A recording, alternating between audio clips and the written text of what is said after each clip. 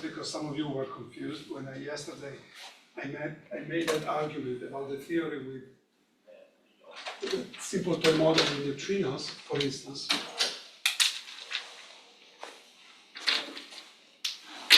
The simple toy model with neutrinos that had interactions.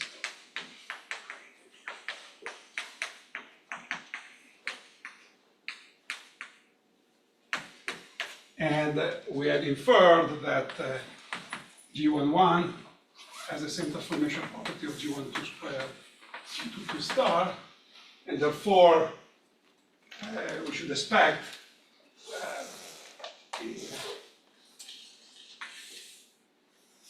of course, always looking at this as a theory emerging from some theory at some other value, at some higher scale.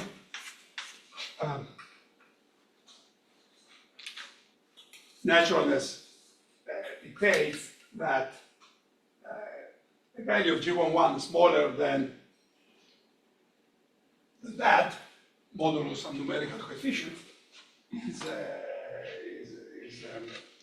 yeah, that the G1 is smaller than that is unnatural, okay? And I then presented a concrete way to see that this contribution actually exists by computing a loop in the effective theory. So when you look at the effective theory, you start, there is the G11 is here, but then there are corrections, there are quantum corrections. So like this. So this is 2, 2, 1, 1, okay. And this gives you precisely this contribution. The crucial thing, however, is that this other contribution is also logarithmically divergent. So you have something like some coefficient, G12 squared, G22 star, log of what? Well, there's going to be some collective momentum dependence, which I indicate by E, but of course it's a collection of the invariants associated with this vertex, Lorentz invariant expressions of momentum. And then this diagram is logarithmically UV divergent, and very, very grossly I put here, well, what should I put here? It's going to be lambda. Well, lambda is the scale where the two regimes change. But of course, there is some fuzziness in doing that, right? It's not a sharp transition. And I want to argue that, in a sense, the part of this diagram that corresponds to momenta p of the order of lambda is a measures the contributions at the threshold, okay, precisely by, and even those above. And the reason is very simple, okay? Of course, it's intuitive. When you have an integral in terms of variables, and you divide these variables into, say, very roughly, the UV variables and the IR variables, okay, and you first integrate on those, it's clear that let's say this is the phi IR, this is the phi UV,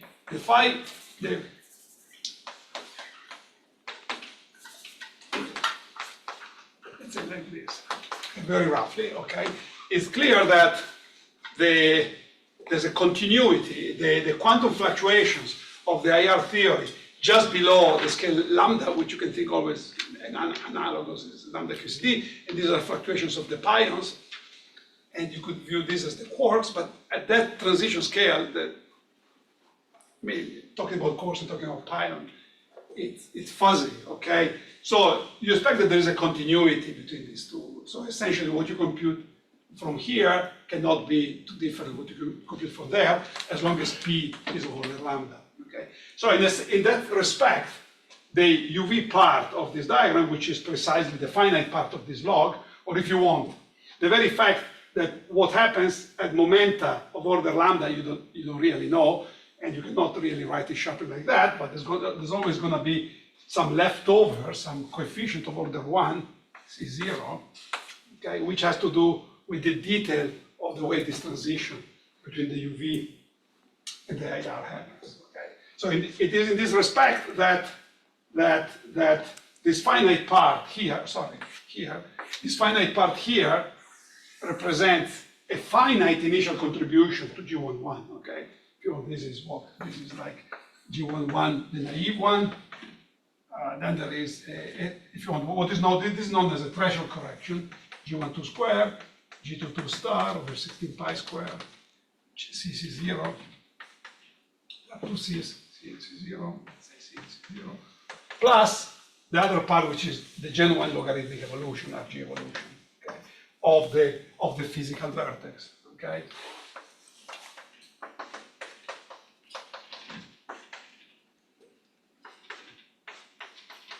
And then you can have two ways to look at this, okay? When you start, at the very moment when the theory emerges,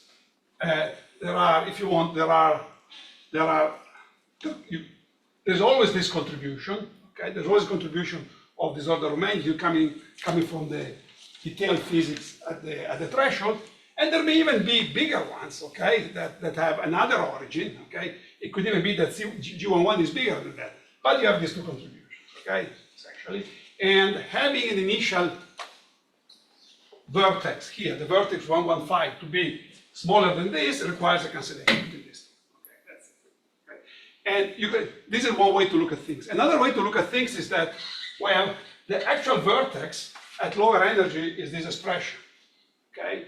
And if you pick a random energy, okay, which is like picking a random pressure in the example we were doing before, if you pick a random energy, well, generically there won't be any cancellation, and G11 of E typically is not smaller than G12 squared, G22 star over 16 pi squared log of 1 over E. This is the typical expectation. Of course, there can exist a specific energy that you can choose precisely where this term compensates. Imagine G11 starts largish, okay? Starts larger than this, starts, say, 5 times bigger than this, then and imagine this C is negative, okay? Then this starts with the sign that is suitable to cancel this. You go down a few orders of magnitude, the two guys cancel. But it happens all at the point, okay? So generically, you don't have G11. There's no sense in which you can talk about a small G11 if these two guys are turned on. Okay, that's the basic. Okay, so this is, I hope this makes things slightly more clear. Now, today I want to do two things, okay? I need to conclude the discussion on this, if you want, abstract, a bit conceptual notions, and then I'll go to the standard model. I'll go to the analysis of standard model. The second part I will do it with the slides because I am so far behind that otherwise, I mean, I will have to go on the whole weekend, and I don't think this is fair. Okay.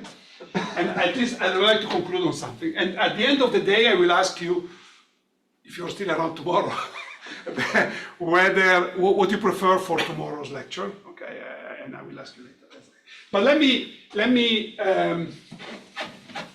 conclude this conceptual part. Okay. So what are the things that I've been telling you? The first thing is that physics thrives from separation of scales. That, at this point of your career, you must have already appreciated. I just emphasize it perhaps in a bit theatrical way, but this is very important, okay? So separation of scales is the essence of our ability of doing physics. Of course, there are situations where there are no separation of scales, and the physics is more complicated. These are complex systems. There is a branch of physics which has its own interest. Different. Well, what we do in high energy physics is very much dragging on that. Now, then, the existence of separation of scales implies, when it exists, that the theory, the physics at lower energies or at long distances simplifies, okay? Because a lot of information drops out. is becoming invisible. One important consequence of this simplification is that the dynamics at these lower scales often is endowed with additional accidental symmetries. So an example of that I showed is the rotational invariant of a distribution of charge when looked from far away, parity in QED, but you will see more when I discuss the standard model. So this is a given of separation of scales is the occurrence of accidental symmetries. The other thing these are the separation of scales, simplification, accidental symmetries. So this puts forward the importance of symmetries, and I discussed. This is a Manhattan-bound 5 local train. The next stop is West Farm Square. There are the closing doors. So this is the metro? Oh, that's already That's very New York. How do I about wow, this is hilarious. Okay, so I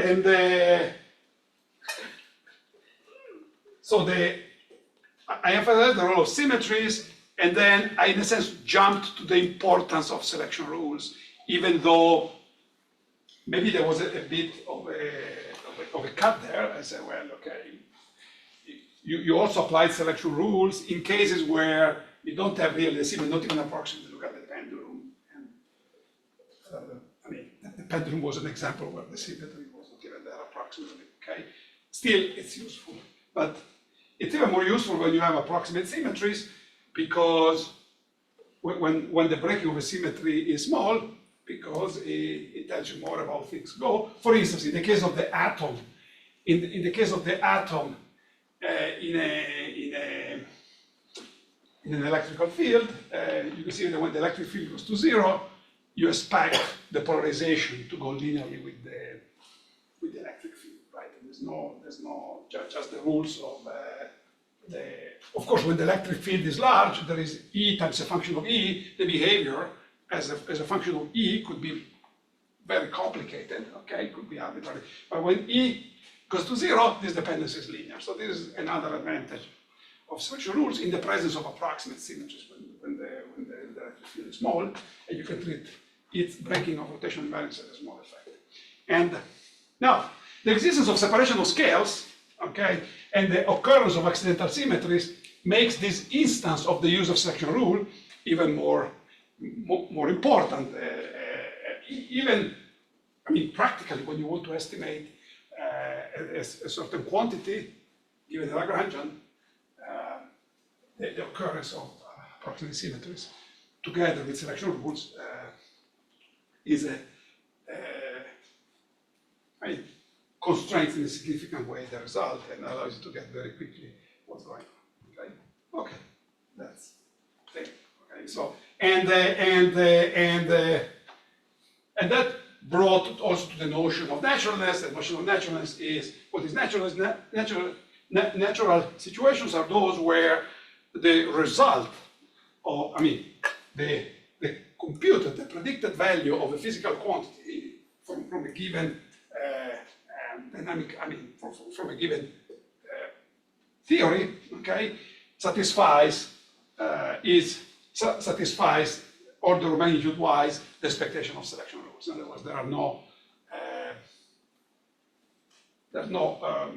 conspiracies between contributions.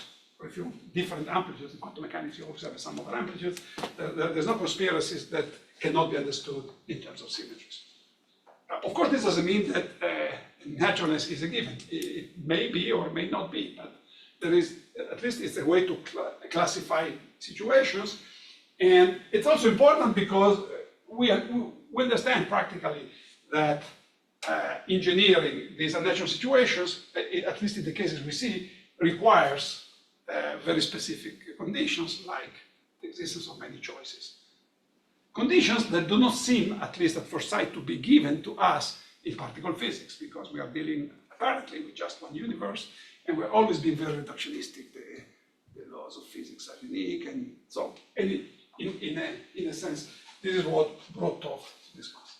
However, once you go through all these steps, you now ask the question, yeah, but now that we have naturalness, we can ask the question, under what conditions the existence of a separational scale is the existence of a separational scale natural?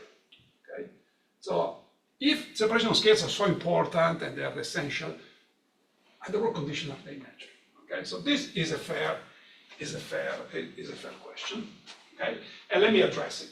Okay, now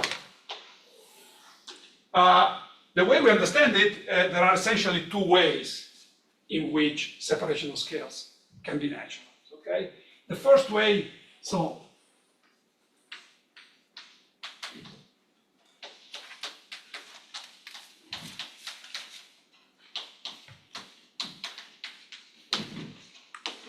okay, the first is what I call by marginality. Okay, let me use the language. As I said, when there is a separational scale, I can always, big separation, nothing happens. What does it mean? That if I change the energy by a factor of 2, I get the same result, scale in energy, which means that physics is approximately scale invariant. Approximate scale invariance in quantum field theory means conformal invariance. So in this range of energies, the theory will be some conformal field theory plus perturbations, plus small.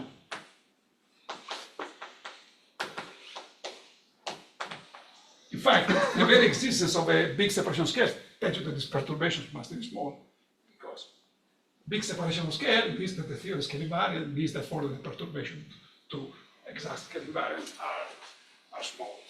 Okay. So, and the small perturbation, if you remember, they are divided into two classes.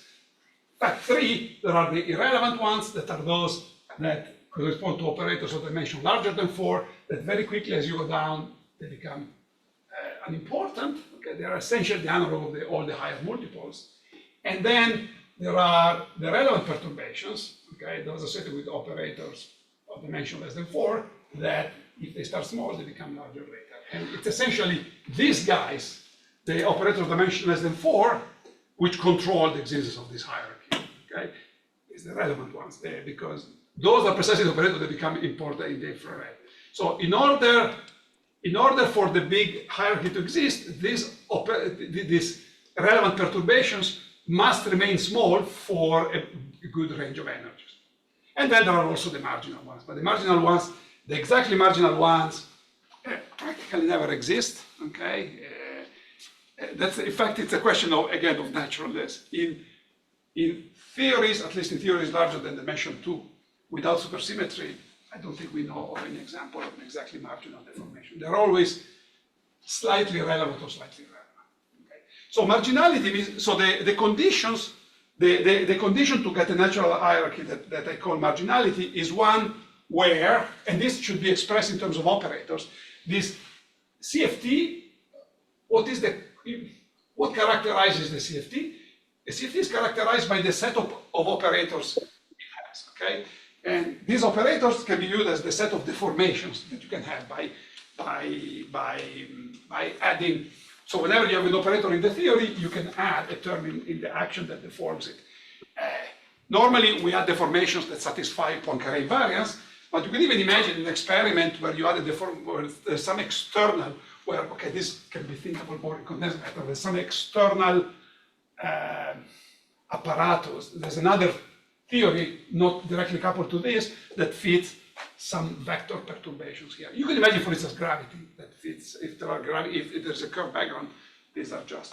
Sorry, in that statement about exactly marginal, you meant without extra symmetry or supersymmetry, right? Without super, I think I said it without supersymmetry. Sorry, yeah.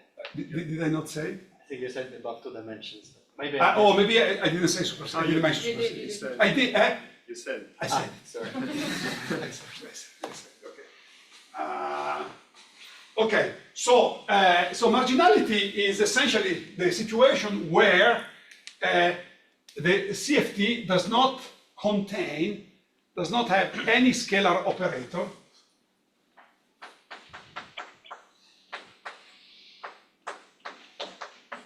And I'll show you an example in a moment. Any strongly relevant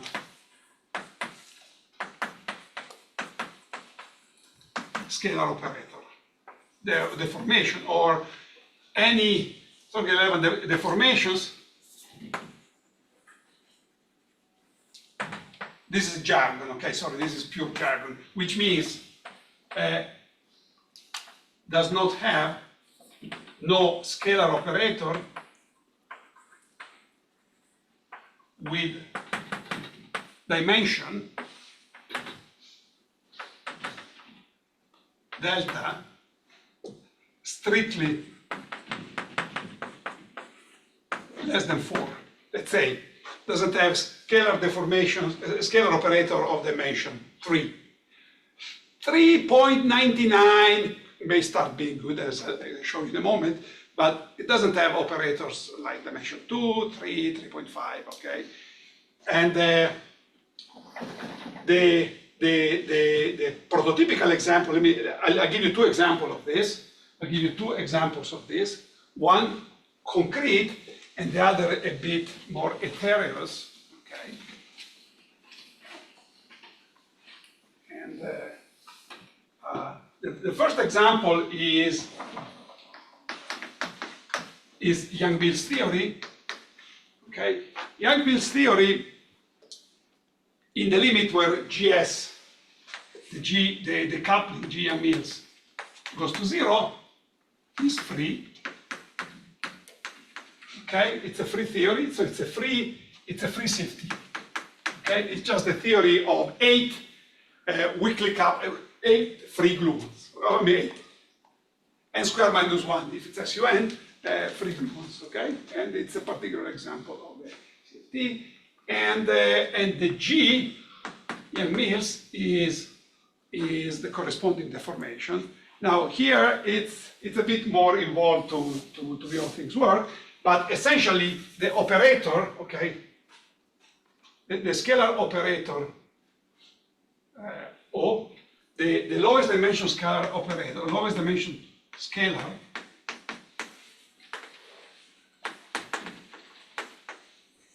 that controls how the theory is, how the scale invariance is deformed, is G mu nu square itself, okay? And with the interaction term, where this is written in terms of the covariant derivative, this is nu a nu minus a nu minus I a nu commutator square. Okay? So this is the deformation. It has dimension 4, and the corresponding coupling with is G square. Okay. G square Young-Mills, okay? In fact, you can, it's better to use this combination, which is called the Toft coupling. You can call it G square and over, let me use the same, let me use the right, I think it's 11 thirds, 8 pi square, I think it's this. Let me just make sure I'm not screwing up. I'm writing it down because no, it's 60. Okay, so this is it's a convenient way of writing the coupling. And now this coupling classically doesn't run. I mean, it's dimension 0. However, quantum mechanically, it satisfies energy equation. Okay, in fact, let me write in terms of E. Okay, as I did everything so far.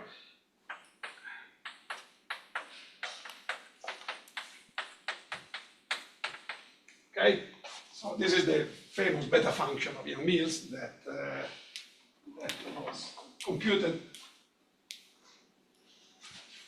several times. Okay, but if in a productive way in the context of QCD by Gross, Wilczek, and Politzer. So what the story here is that this coupling, okay, decreases with energy, so it grows with energy, okay? And if the theory emerges, so if the theory emerges at some scale lambda, with a certain coupling lambda uv, okay, with a certain value of this coupling, then so this is the most. So then, what will happen to this theory? Okay, well, this is the most relevant deformation. Okay, and you see this deformation is classically scale invariant, but quantum mechanically it slowly grows when E is decreased. So if lambda starts small, when the theory exits here is the first approximation a theory of free n squared minus 1 gluons, okay? But as you go down with energy, quantum mechanically this coupling grows, okay? At a certain point it becomes order 1, and at that point there is when this coupling becomes of order 1, you see the rate at which it evolves is fast. Okay, when the coupling is small, it evolves slowly. It means that you're approximately scale invariant. Okay, when the coupling becomes of order 1 by growing towards the infrared, then scale invariant is broken by order 1. Okay, and the breakdown of scale invariance signals the occurrence of a new scale. That's the usual story, right?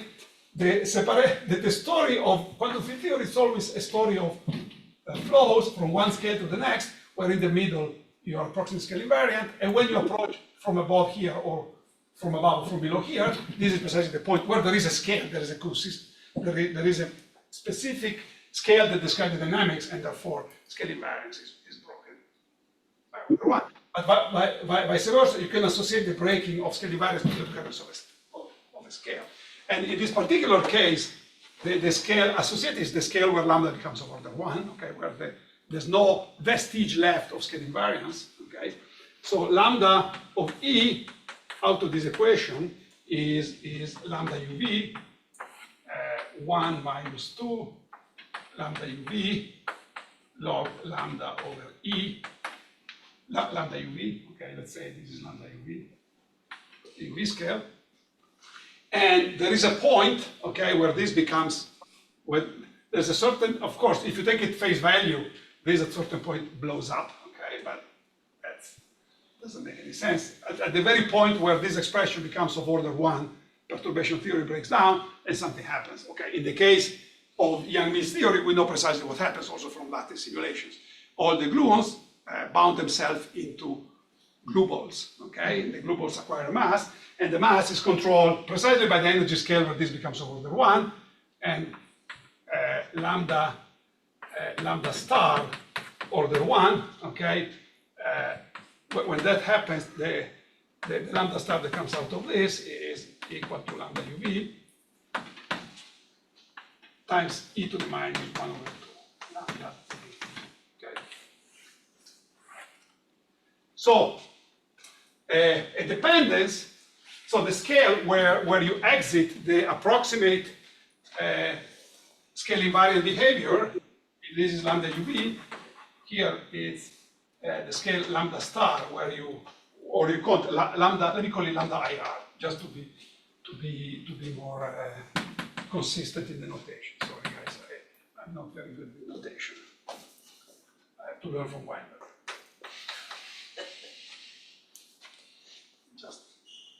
Well, if you have a complicated notation, you're always consistent. Okay. Oh, yeah. And this scale here from this estimate is the UV 1 times e to the minus 1 of 2 lambda UV.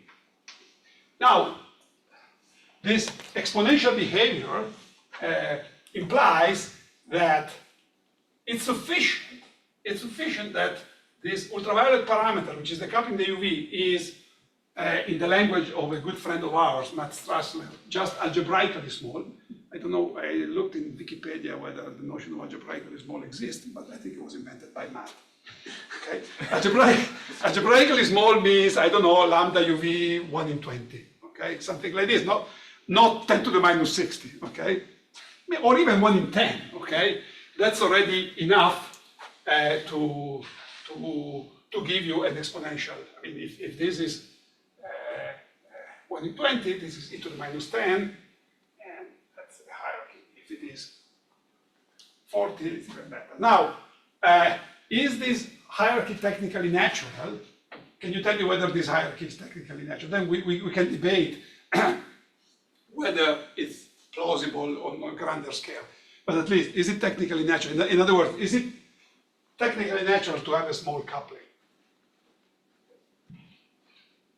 What happens when the small coupling goes to 0? According to the criterion of Toft, a situation is natural when, for some parameter going to 0, if that parameter going to 0 implies the acquiring of an additional symmetry. And we have seen that free field theory has an infinite set of symmetries. So having lambda small is perfectly fine. I mean, if I set lambda to 0, it stays 0, right? Of course, in the real theory, you will have the coupling, okay, 1 over g squared, which is the one that enters in lambda here.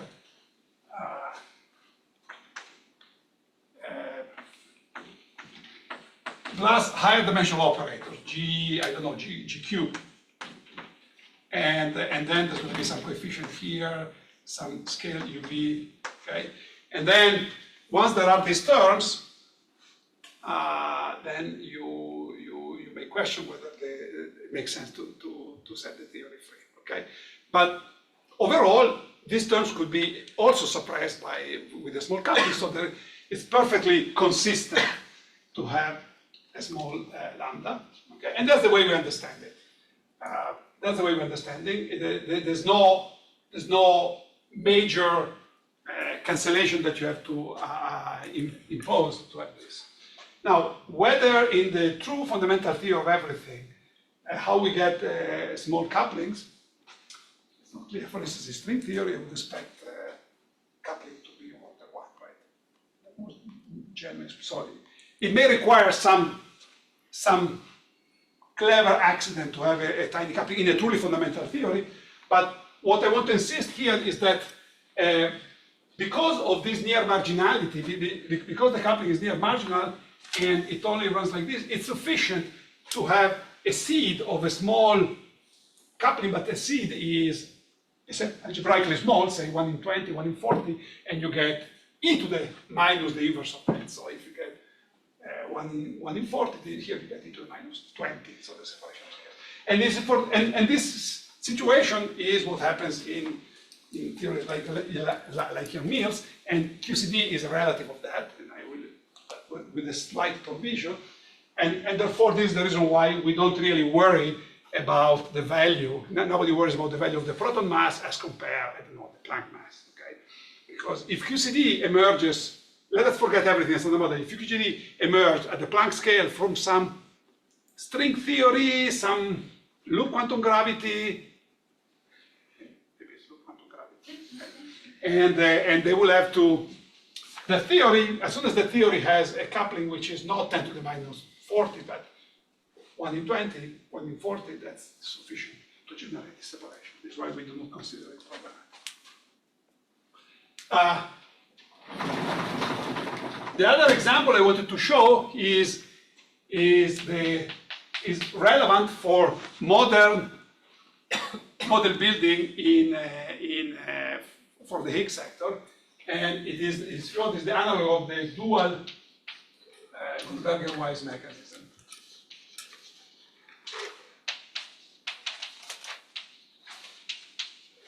Which is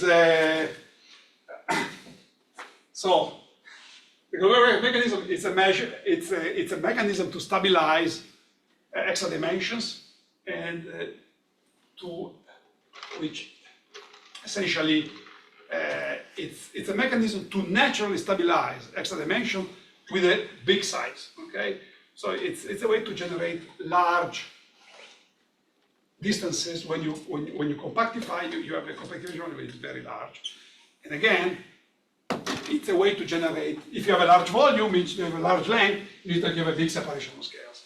Now, this mechanism has a, if you want, a dual interpretation pure in terms of 4 dimensions. And the dual interpretation is the following. You have a CFT, and with most relevant the lowest dimension scalar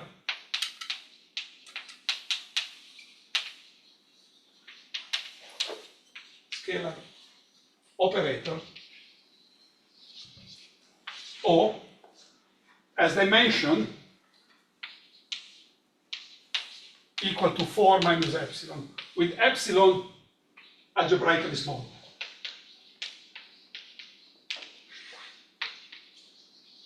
Okay, so say 1 in 20, 1 in 10. Now, how this arises? Well, it means that you probably have to go and pick the specific CFT that has this property. So maybe even there is some little bit of landscaping in the space of CFTs, okay? But if for some reason you're giving a theory with that, and this doesn't seem a completely crazy request, right? I mean, you're not asking orders of magnitude. That epsilon is just slightly smaller than 1. Then it means that this operator is slightly relevant, okay? Slightly relevant. If epsilon were to 0, this would be exactly marginal. Its impact would be scale independent. But the fact that epsilon is slightly less than 4 means that its effect grows slowly with energy. So if you take your Lagrangian S and you expect, again, your Lagrangian, again, your physics emerges from some UV, and it emerges, it is your CFT. And in general, if the scalar has no feature, for instance, doesn't carry any other quantum numbers, so for instance,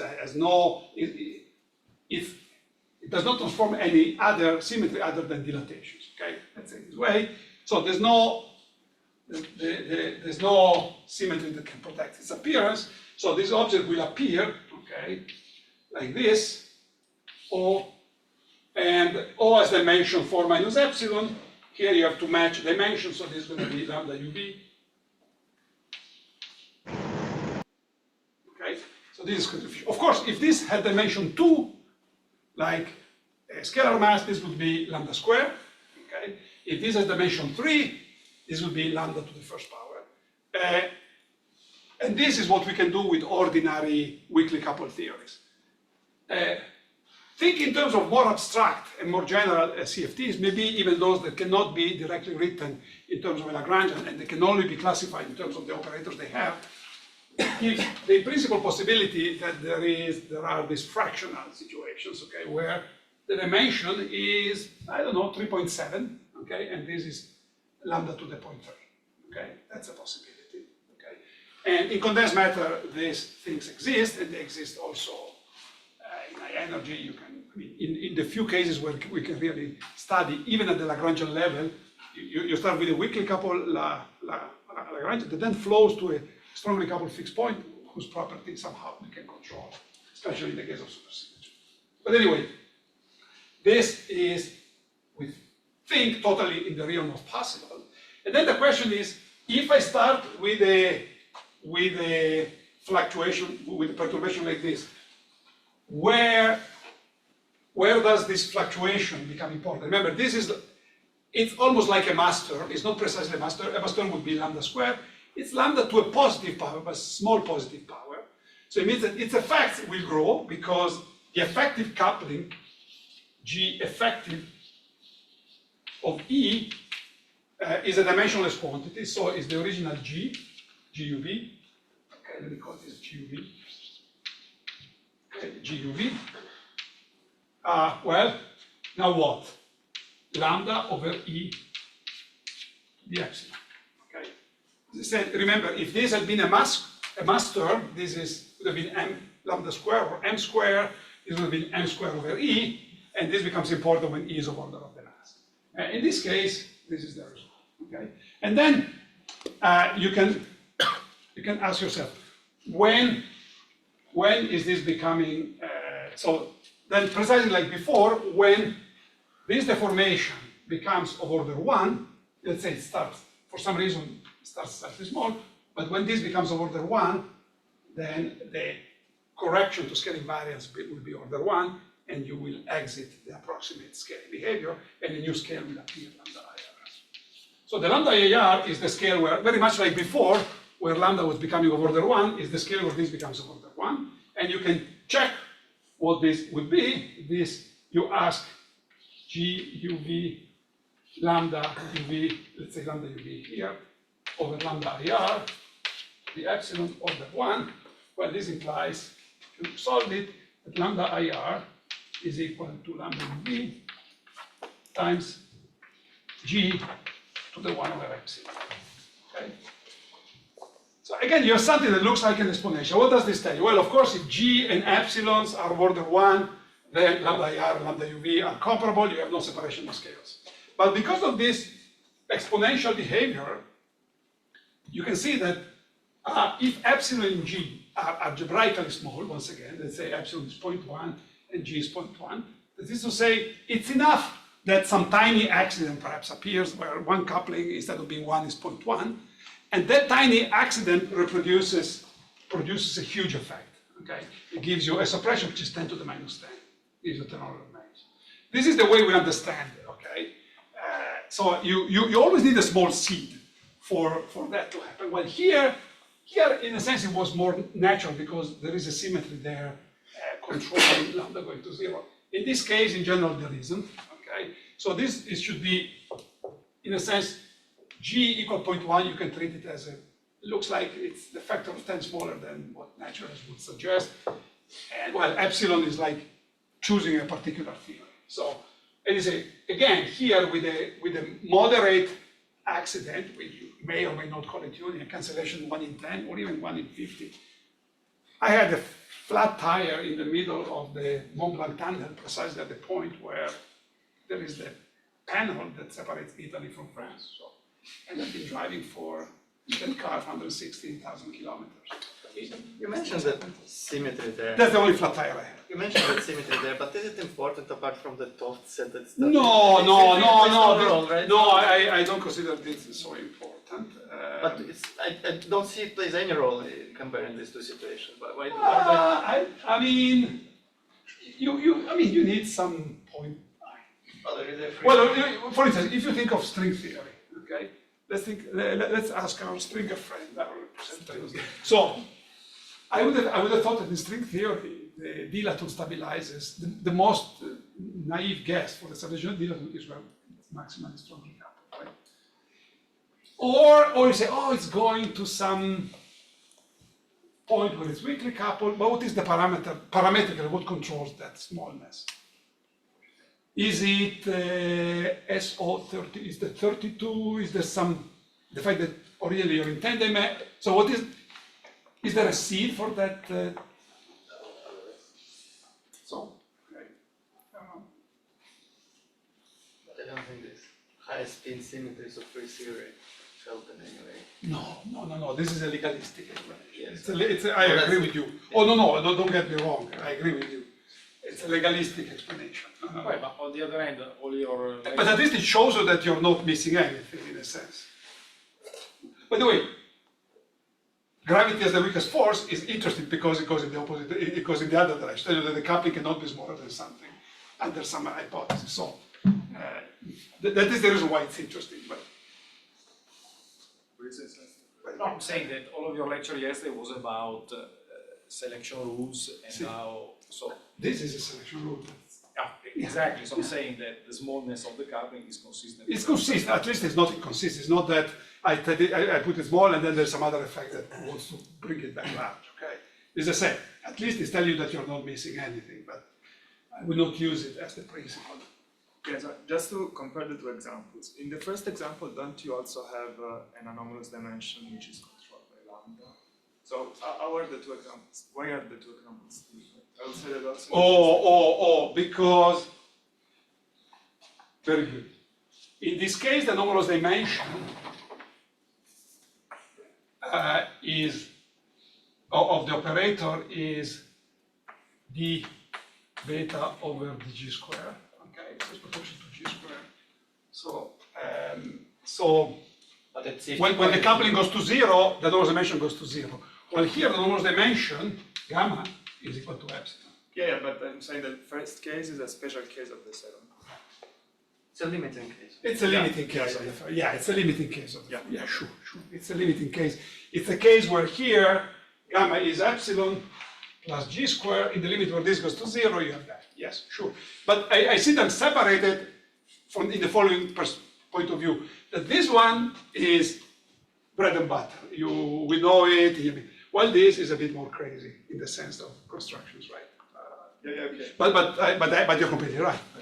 Sorry, for the second example, you mentioned that we usually get a fractional epsilon from strongly coupled theory. Yeah, So you is can GUV some weakly coupled deformation of that strongly coupled? No, GUV is if you want here, the question is this. This theory flows, when the theory flows to a fixed point, if the theory has a very relevant deformation, it will never generically flow to the fixed point. Okay. So what must happen here is that for some accident, the original theory flows to a fixed point here, but there is some numerical property of the theory such that this relevant deformation emerges with a coupling that is 1/10. That's a bit exotic, but there's no big violation of naturalness. The violation is of order 1 in 10, if you would say. Okay, if this were of order 1 as you expect, but for instance, imagine this operator instead as dimension 2. In order for this to happen and have a 10 order of magnitude hierarchy, this G should be 10 to the minus 20, which seems hard to imagine in a theory construction. But getting an accident to 1 in 10 is, we get 1 in 10 accident every day, right? Yes. Luckily. Luckily, we are not order 1 things.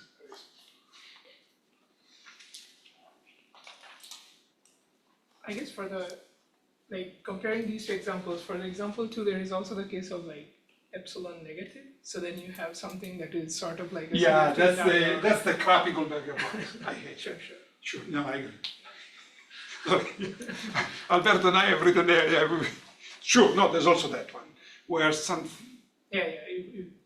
things break down. Yeah, it's okay. Yeah. Okay. So these are the marginality example. The other example, the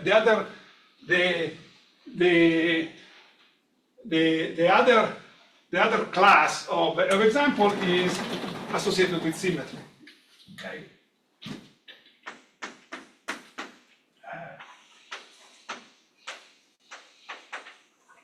Okay.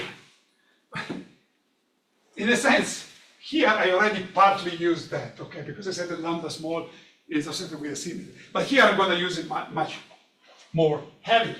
I'm saying that the CFT possesses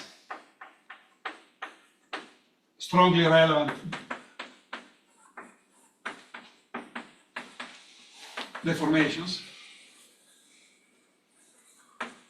meaning operators, scalars with dimensions significantly, strictly less than 4. Let's say dimension 3, dimension 2. However, so this OI, it possesses a set of OI such that the dimension of OI is strictly less than 4. But strictly means not 3.7, 3.9, 3, because you see, between 3.8 and 3 makes a big difference because this difference, this epsilon enters into an exponent. So 1 over 0.1, 0.2 is 0.1 is e to the 10, right? So the CFT possesses strongly relevant deformations, okay? However, they all transform under some symmetry. Is it fair to say that we also used it before when we're restricting to scalars? We're already using Poincaré symmetry to exclude some tensor deformation. Oh no, of course. So in some sense, it's Although it's true that tensor deformation tends to be more quickly relevant, right? It's harder to make a theory where you have also tensor correct. deformations that are below 4. But you can, I think you can. Well, vector, you can write just. No, a vector, yes. A Yeah, vector, but- yeah, yeah, but a vector, vectors are a vector, vectors. yes, a vector, yeah, yeah. Beside the vector, Right. no, there's a scale of the vector, yeah. No, but I I agree. really meant vectors, yeah. No, vector for sure, yes. So in some sense, we always use that for, when we're justifying when we talk about scale. Yeah, yeah, Sergei is making a good point, okay, which I should have made, but okay. But the fact that I'm sticking to scalars is because I want to preserve Poincare invariance. If I didn't give a damn about Poincare invariance, I could add vector deformation, but or tensor. And in this philosophy, it's perfectly justified. But in this way, it's justified because I want Poincare, because Poincare is there is a symmetry Poincare that protects that. So, okay. And there are deep reasons why you don't want to do it. Okay. I'll let you investigate what these big reasons are. But anyway, now but they all transform under some symmetry.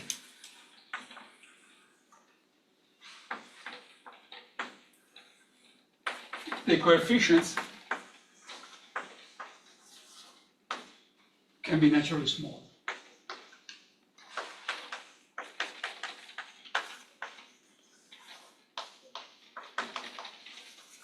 Okay, and the textbook example of that is QCD. Okay, QCD is an example of that. Okay, and QCD or QCD-like theories, right? Let's abstract from the QCD that exists in nature. Okay, it's always because there's a lot of other stuff around. But let's think of a theory of gluons and quarks in the fundamental representation. Okay, so this theory has the Lagrangian starts. Okay, there are the kinetic terms of the gluons and the quarks. Where these quarks, there are NF of them, okay? There's a flavor index that I do not indicate. And then, in general, so this is the dimension 4 part of the Lagrangian. In principle, there's also a theta term, okay? But that's, I can add it. There's another marginal coupling that can be there, should be there, principle. And the only relevant operator you can write here, because you cannot write any relevant operator with just the gluon, strongly relevant, okay? You cannot write the gluon mass. If you want, we can discuss why, okay? And the most relevant operator is a quark mass, which I indicate here this way, okay? In fact, the quark mass mixes left and right, okay, because it's a mass term. Okay, okay, and plus irrelevant. You can start having operators which have quarks, more derivatives, more gluons, other stuff, okay? But at the relevant level, you have this. And the difference with respect to your Mills is that now you have a dimension 3 operator, okay? And if the theory emerges from the scale lambda uv, in order to have a lambda IR, which is very much separated from that, and where the theory is just this, say quarks and gluons, this M should be much, much less than me. Lambda UV, okay? Otherwise, the absolute value of the eigenvalues. Of course, if M is of order lambda UV, which is the naivest guess, well, nothing really goes wrong if you want. The quarks disappear and you're left with gluons. Okay, that's another theory. Okay, but if for some reason you know that there are light quarks, okay, then you say, well, there's a big separation, and then how come, given that there exists a relevant deformation, there is such a big separation? Well, the point is that this Mij transforms. You can think of if you put here I and J. Okay, there is this chiral symmetry, which I already mentioned yesterday, Uij, Qj left, and the same thing for the right quarks. So it's a UN rotation, QLJ goes into this, and QRJ goes into that, okay? This is an invariance of the kinetic term, and M transforms as U left dagger and U right, okay?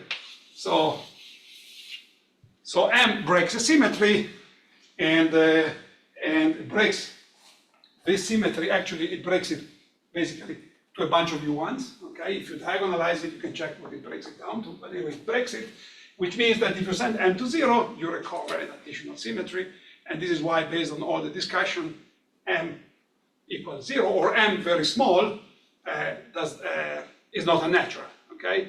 So that's the if you want, legalistic explanation. There's no, and provided, in fact, all the higher order terms in the Lagrangians satisfy this chiral symmetry approximately, okay? Which means that you don't have effects at the dimension 5 or 6, and you could even write them, which give you a correction to M which is of order lambda. That can happen. I let you think of an example of that, okay? You can think of an example of that. Well, the example is magnetic moment interactions, which can break. So, but again, until I have written them, I don't have to worry. You can imagine that they all satisfy this approximate symmetry. In other words, that all the places where all the operators that break the symmetry are controlled by the same parameter, let's say M, that appears here. So in that sense, the situation is natural. Okay. Okay, so that's the other example. And essentially, okay, these two scenarios, the marginality case and the symmetry case, roughly, they correspond to the two scenarios for extending the Higgs sector in a natural way beyond the standard model. This is Higgs compositeness, and this, although not entirely precisely, supersymmetry. Okay, so these two mechanisms are at work. By the way, the fact that this mass is small in this particular case, although it's a natural situation to have it small because it was from under a symmetry, it doesn't yet explain why it's small, right? So, saying that the situation is natural, doesn't yet tell you how does this situation where there is a small parameter arise. I mean, how it arises, okay? And now we can put things together, however, to understand that, okay? As you know, as we said, when you have a separation of scales, you have accidental symmetries appearing, okay? As soon as somebody, in some situation, there was a separation of scales created, and the separation of scale could be created in this way or that way, okay? In these two other ways, which do not rely on any symmetry. But once there's a separation of scale created, accidental symmetries can appear at the lower end. So it could be in this particular case that this symmetry here that emerges at this scale is yet the result, or is yet an accidental symmetry coming from a previous stage of running. Okay. So again, as I told you, field theory is always a trip from one scale to the next and to the next again. And from when you're considering this lower end of physics, you can think also of this other end. Okay. At this other end, there was some theory, which you will have to figure out, which for some reason managed to have perhaps a natural hierarchy between these two scales, and that hierarchy produced an accidental symmetry, the accidental symmetry which is approximate, and that's precisely the origin of that. And it's very quick and easy to engineer a situation like that, and this is a situation you have, for instance, in the following case.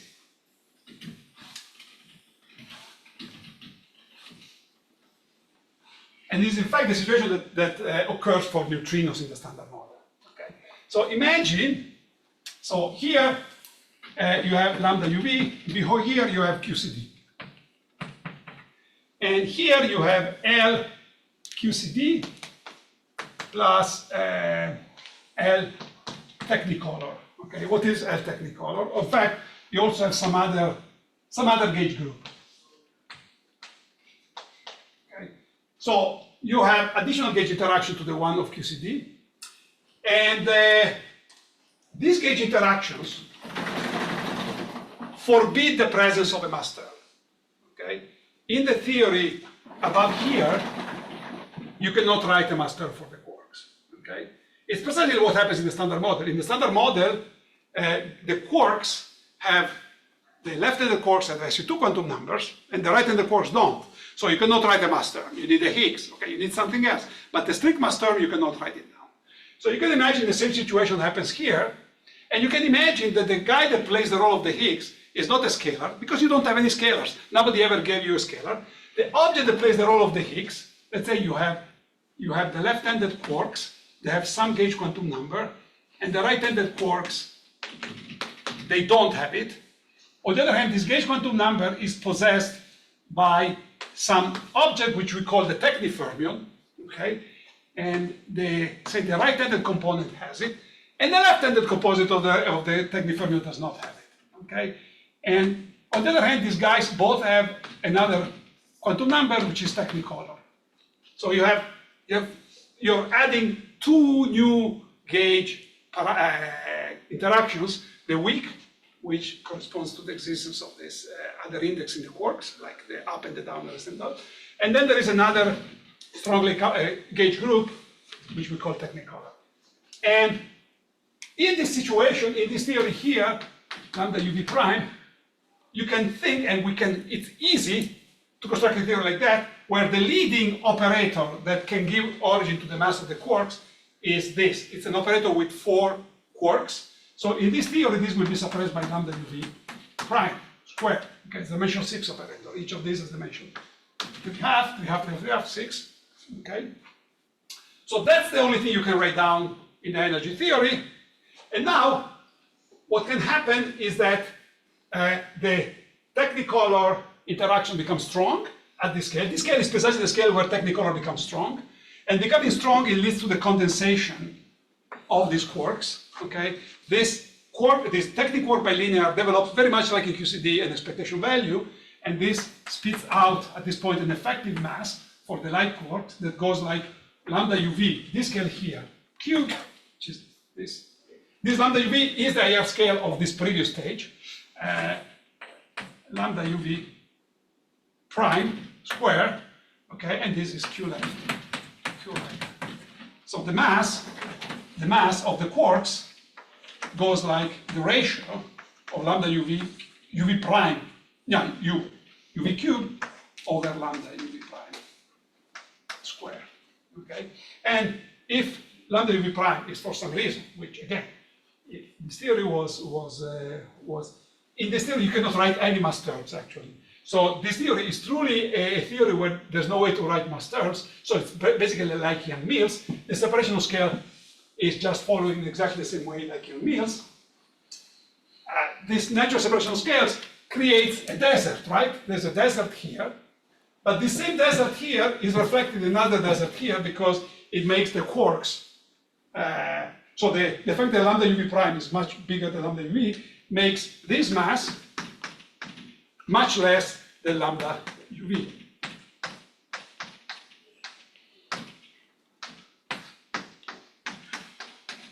So therefore, the separation of scale that you have, and this would be the IR scale. Okay, this is now the new IR scale. Okay, the mass of the quarks. The big separation here is just an inverse reflection of what you have there. And the slogan in which you can say this is the following: the approximate symmetries of today. Like you have this Lagrangian, there's an approximate symmetry. Oh, okay, I don't worry about. I've done experiments only down to here, up to here. And I say, okay, there is this Lagrangian. This mass is small, smaller than the cutoff. What's the reason? I don't know, but I can understand this smallness because as a result of a symmetry. Now, what is the origin of symmetry? I don't know, but at least it's self-consistent, it's natural and all that. Tomorrow, you do an experiment and you find out what's going on here, and you say, haha, now I understand why this mass was small. It was small because in this other picture that now I developed by doing more experiment, this mass can only come from an irrelevant operator, okay? And because there's a separation of scale, this relative operator has automatically a small coefficient. So in a sense, the smallness of the mass is the result of an accidental, it's just an accidental, so the chiral symmetry of this theory is just in the chiral symmetry of the theory below here, in the theory above, it's just an accidental symmetry. So this just tells you that the approximate symmetries of today are the accidental symmetries of tomorrow. So you can always think in this way. Okay. And I think I can stop here, or maybe I can start instead, maybe I can take a 5-minute break. Is that okay to take a 5-minute break? Okay, great. 5 minutes. Let's not pause it. No, let's not pause. Riccardo, I think I have another example. Let me go get a coffee. Yeah. No, ma lo dici dopo.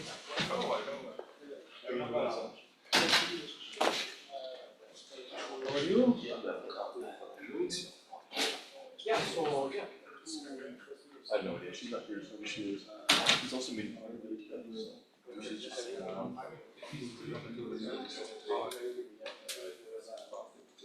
yeah, I don't really want to do that either. I just want, yeah. I want to do this. I have a lot of stuff that people. A lot. There's something. I don't know, something is finalized, a bunch of things. It was fine. He set up all these kind of. No, he says like, so like, because I was just like, oh, like short breath, right? Like my asthma's coming back, yeah, so I go. And then like, I guess at their office is also a cardiology thing. So the doctor's assistant is like, well, we'll like check for like heart things as well. This is what we do, right? He's like, oh, your EKG is a little anomalous. It's a bunch of letters up on the screen and does it. I'm like, oh, fuck.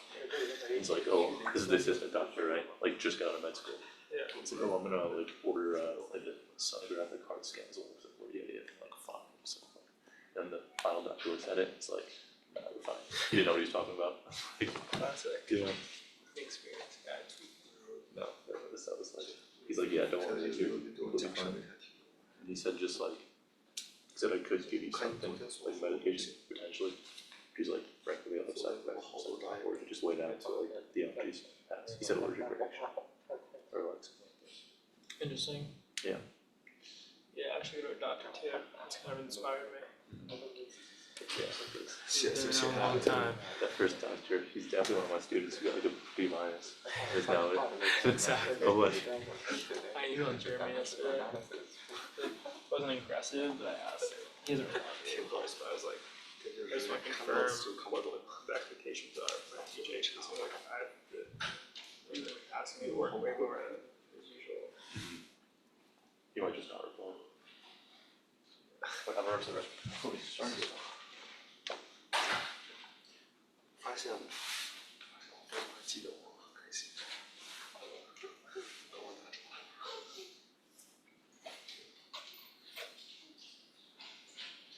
可能太搞不清楚到底是哪一个学生。还跟这个大家熟，也是大家好。没认错了，到现在是被中国同学看到。昨天那个。 On. And You turn off, right? You don't need to, right? yeah, I did this. I did this. So she turned it on, right? Yeah. Is it turned on? Yeah. This is mine, right?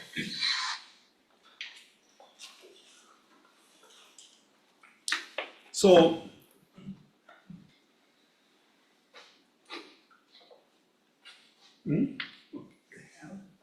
I'm sharing, yeah?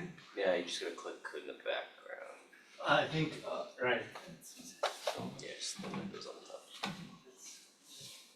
If you say it this way, I would never understand. Yeah, that's what. Just say, oh, it's trivial, okay. No. Yeah, I'll let someone else do it.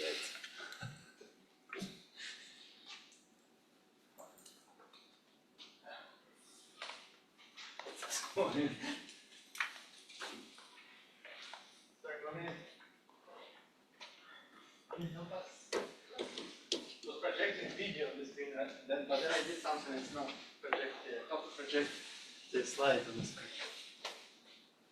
Oh, you mean? It's too small. Like, how do you But that makes the point, the scale separation. That's make a point. All the crap I've been saying just Switch shrunk to the standard. point. Meaningless. Okay, thank you. So, very good. So, You move that to some corner.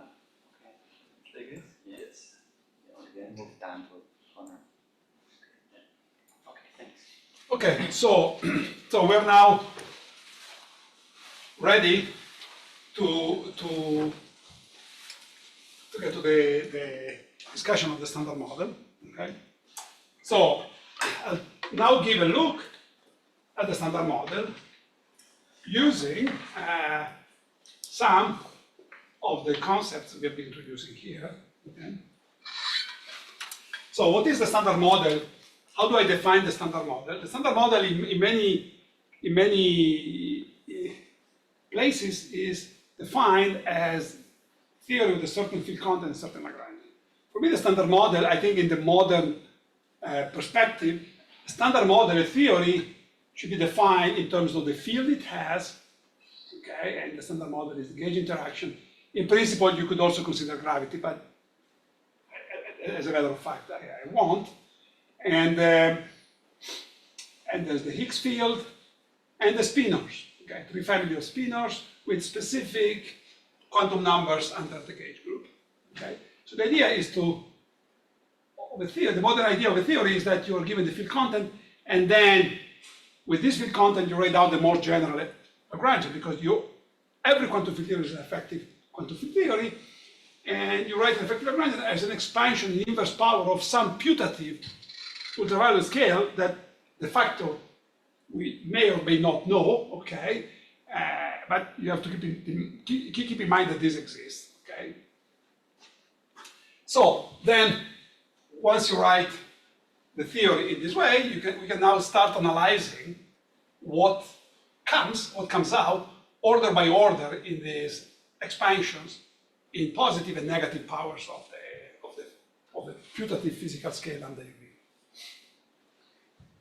The first thing to do is to look at the d equal 4. Let's consider d equal 4 part, which involves the kinetic terms. Okay, these are only with terms the theory will be inverse free. And then there are all I will be very schematic. There are the gauge interactions, Yukawa couplings, and the Higgs quartic.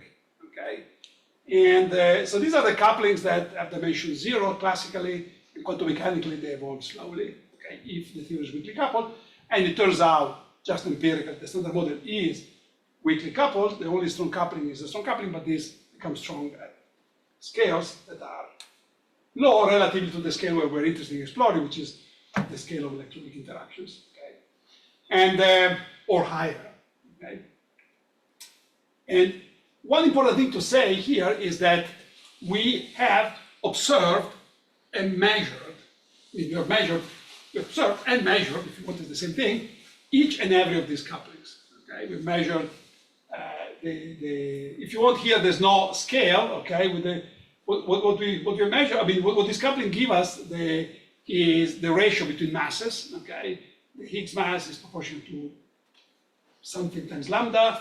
The Higgs value squared times lambda. The Yukavas, the mass is proportional to Yukawa times Higgs value, and mass of the massive vector is the same.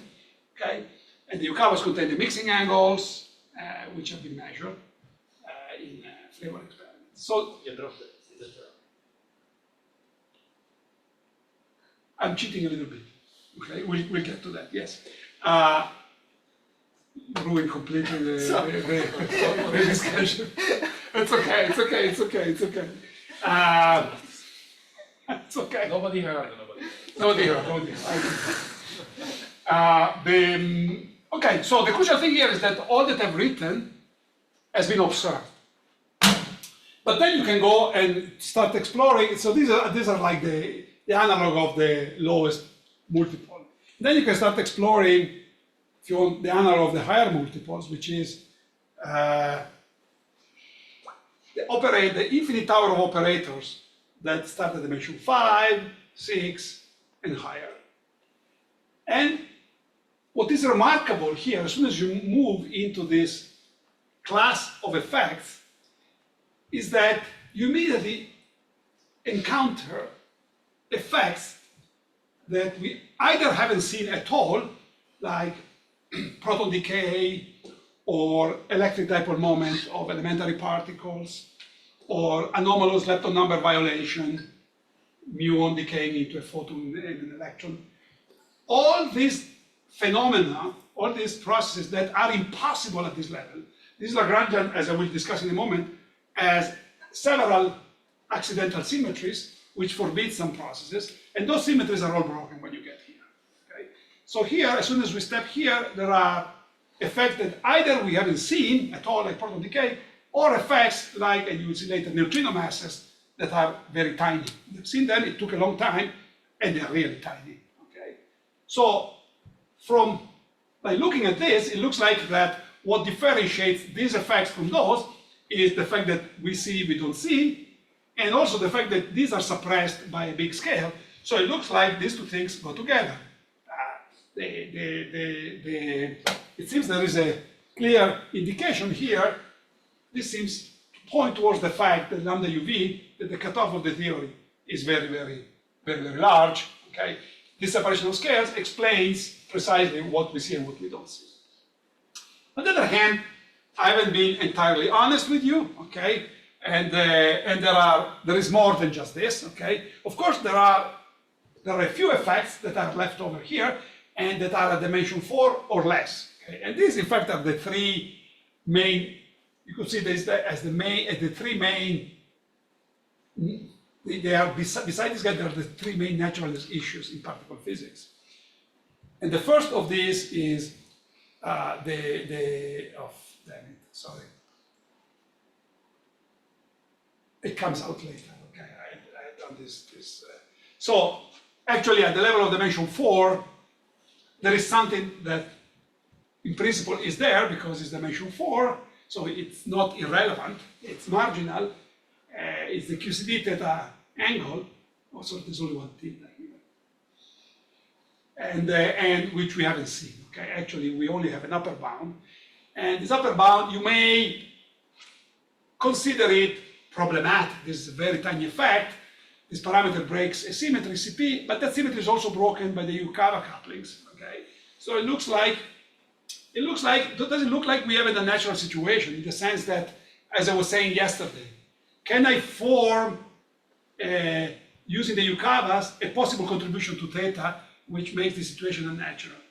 Actually, I can, and what I get is less than that. So this is not yet completely unnatural, okay, as it stands. Okay. So on the other hand, I mean, it could be, okay, and it's important to think of possible resolutions. In fact, even resolution, they realize the natural situation, okay, because, okay.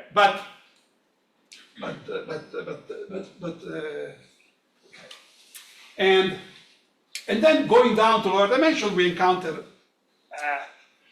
the unique dimension 2 operator that we have in this theory. Okay, there's only one unique operator, and that's the Higgs mass. And that's the operator that essentially controls the scale of the weak interactions. And naively, okay, if I really go naively, this is going to be given by the UV scale times a coefficient, which may be small if there is some symmetry or other than that, but if the scale is very large as suggested here, then this coefficient has to be very small. So on the, because we observe the Higgs mass is 125 GeV, and given that measurement, this coefficient is this number. Okay, so if the fundamental scale is I don't know, 10 to the 10 GeV, then C has to be very, very tiny. We may wonder, and we will get to discussing that. Okay, so here we see in principle an issue. Okay, because there are effects that go down, which is good, they go down, but there is an effect that goes up, okay, when you send the scale. And of course, there is also the thing that is normally called the elephant in the room. In fact, more than the elephant is even the blue whale in the room here. It's a sea creature inside the room, okay, a gigantic sea creature. So this is the contribution to vacuum energy that comes based purely on dimension analysis and selection rules. Dimension analysis and selection rules in a theory with the cutoff lambda UV dictate a contribution to the vacuum energy of this size, and this object, this quantity has been essentially measured, okay? At least we don't know yet whether it's a vacuum energy, but we have a strict upper bound, which is of the order of the measured dark energy. And if you plug in the number, and if you choose the scale to be the lowest imaginable in this picture, which is TV, you still need 10 to the minus 6. So this is absolutely crazy. Okay, this is, as far as we understand, a stark violation of naturalness. So the cosmological constant, the vacuum energy, indicates that the notion of naturalness has some clear weakness when considering fundamental physics.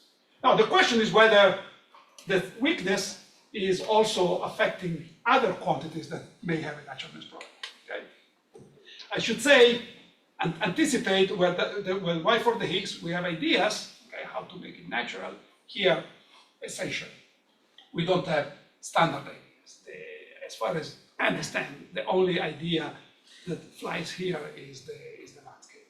Okay, but having said that, forget this and let's focus on particle physics. Okay, otherwise, of course, I am trying to give you the basis of a discourse, and then of course you can always say, but oh, what if, what there, and then we're never done. Okay, so what is the situation as we strictly think of particle physics?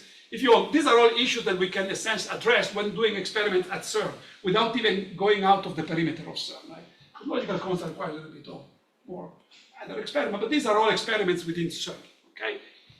Yeah, maybe for the no, they're all within CERN. Well, new to gamma, you have to go to PSI, so you have to take a train, but that's okay. Proton decay. Proton decay. Proton decay, yeah, you have to. You can also put bounds. Of course, on proton decay and this, you can also put bounds here. The very fact that I can give this lecture already puts an upper bound on this, right?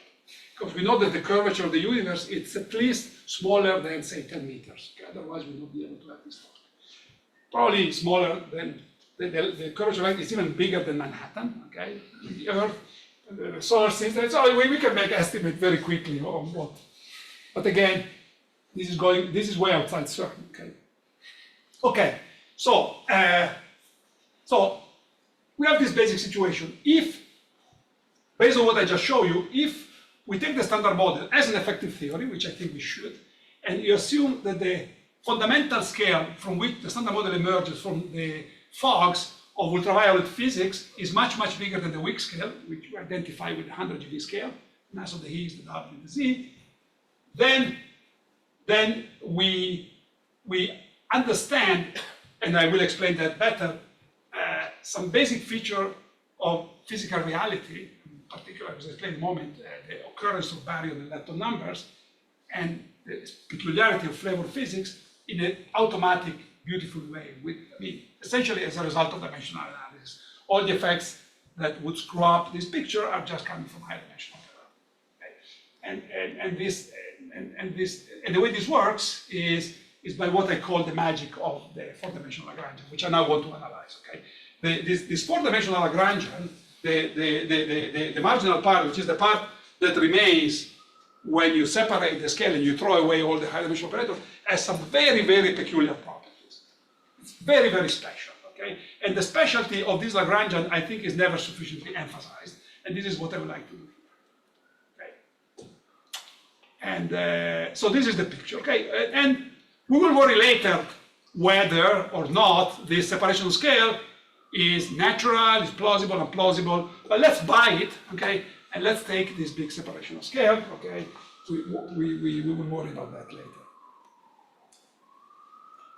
This is also why I wanted to give this lecture with slides. Okay, writing everything takes time. So the four-dimensional part of the Lagrangian, again, I dropped theta, okay, but consists of essentially three parts.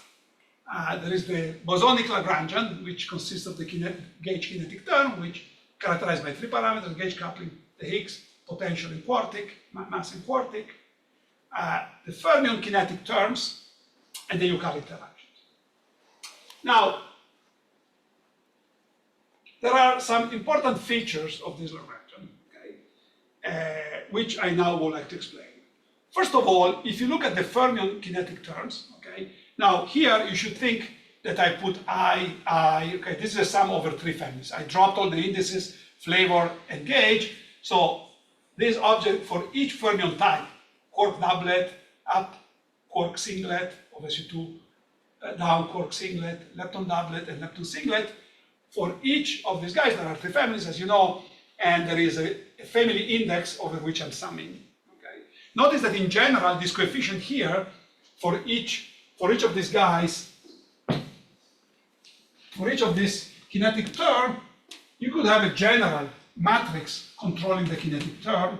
Okay, for instance, L, I, D slash, and J, okay, some kinetic matrix, okay, which here I've taken to be the identity, and that you can always do simply by redefining your fields. Right? You rescale your field, as long as this matrix is positive definite, which it has to be, otherwise you have inconsistencies, then you can always, without loss of generality, go to kinetic terms that are canonical. Okay, essentially this is it's a matrix wave function. Okay, that you can always set to the identity by field definition.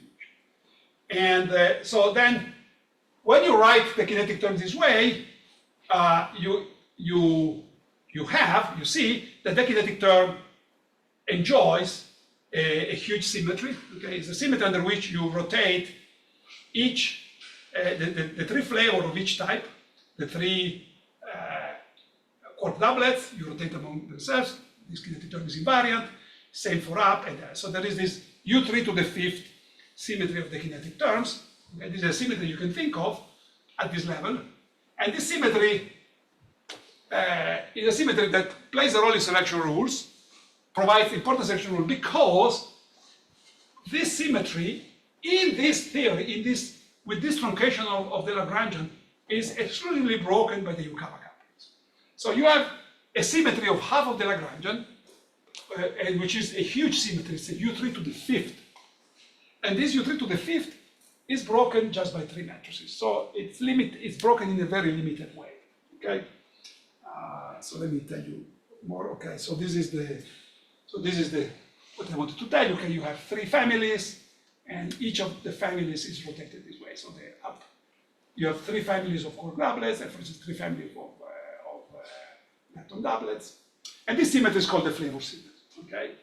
And it's very important that this symmetry, as I will tell you in a moment, is exclusively broken by the Yukawa coupling. If you want, you can picture this.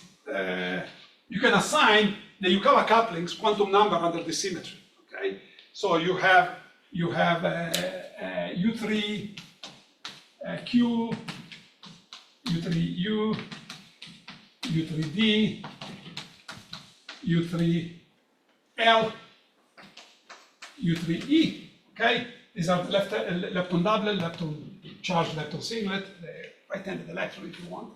And the Yukawa matrices, the up quark Yukawa transforms like a 3 bar under Q, a 3 under this, and then it's a singlet under the others, okay? Let's say. And the Y down transforms like a 3 bar here, a singlet here, a 3 there, and a singlet. And the electron and the charged lepton Yukawa is 1, 1, 1, 3, 1, 3. And this specific form of breaking of the flavor symmetry provides very powerful selection rules on physical observables, very powerful selection rules that are essential to understand the energy phenomenology of flavor physics, which is quite peculiar. Okay. The other thing is that if you stop, is that with this Lagrangian, you can only write terms that have a fermion and an antifermion, fermion and antifermion, a fermion and antifermion. So overall, this Lagrangian conserves fermion number. Okay. There is a global U1 under which all fermions transform. In fact, there is more than that. You could say that this global U1 is baryon number. Okay, that's already tell you that there is one conserved fermion number. But in fact, there is more. because the lepton-Yukawa coupling is the only coupling here transforming under the flavor symmetry of the leptons. Okay. In fact, by suitably rotating the L and the E, you can always make this diagonal. Okay. This is a generic complex 3×3 matrix. You can always diagonalize it by unitary rotation. That's linear algebra. Okay. And you can do that keeping the canonical form of the lepton kinetic term unchanged. So these are diagonal, these are diagonal. You can always go to a basis where this is diagonal. In that basis, it means that in that particular basis, means that each of the three lepton family doesn't talk to the other. Okay? In other words, you have three conserved individual lepton number. If you want the electron lepton number, the muon lepton number, and the tau lepton number. Okay? And on top of that, you have the general lepton fermion number that was conserved, that you can take it to be baryon number.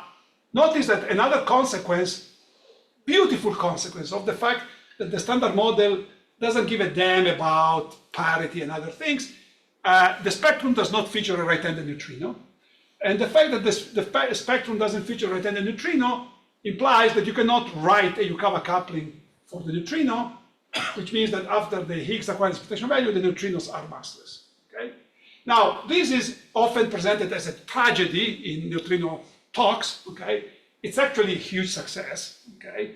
Because it tells you that at the lowest order, because you always should see this as the lowest order in an expansion, at the lowest order, the neutrinos are massless, which is which is a good approximation of reality. Neutrinos are very, very, very light, so light that it took decades to measure their mass. So the first approximation it gives the right structure. In fact, You mean the tragedy that neutrino actually has. oh yeah. There's always, there's this big thing, neutrino mass. We don't understand because the standard model, in the standard model, interpreted as the thing on the T-shirt, right? Because there's still part of the community who thinks that this is this is Moses. Okay, these are the Ten Commandments, and then they are like all fundamentalists. Okay, in a sense, but we are skepticals. We are skepticals. It's not that we don't believe. We believe. We have spirituality, but we are skeptical. Okay, let me say it this way. We make agnosticism into a religion. Okay? So let me tell you something about neutrinos. Okay, so as I said, in that Lagrangian, you have this Yukawa coupling, and you already know. You have done, many of you, I think most of you have done the classic standard model. You know that those Yukawa coupling will eventually give mass to the up type, down type, and charge lepton fermions without giving mass to the neutrinos. Okay, and it looks like from that Lagrangian that, as I said, charged fermions and neutrinos are different objects. Okay, from that Lagrangian, that is structural. That's algebra. Okay, but let's see how that compares to, which I already said it, but let me see how that compares to experiments. And this is what you see in reality, okay? In reality, you see that the charged fermions, they start with the top, which has a mass of about 150, 170 GeV, and then down to the electron, okay? And, okay, there is a big separation of scale between the heaviest fermion at the top and the lightest, the electron, is about 10 to the minus 5. But this 10 to the minus 5, which is always, oh, we don't understand it, it's a big separation. If you have ever tried to construct a theory of flavor, at the end of the day, this is not the real parameter. The real parameter that controls flavor is the separation between one family and the next.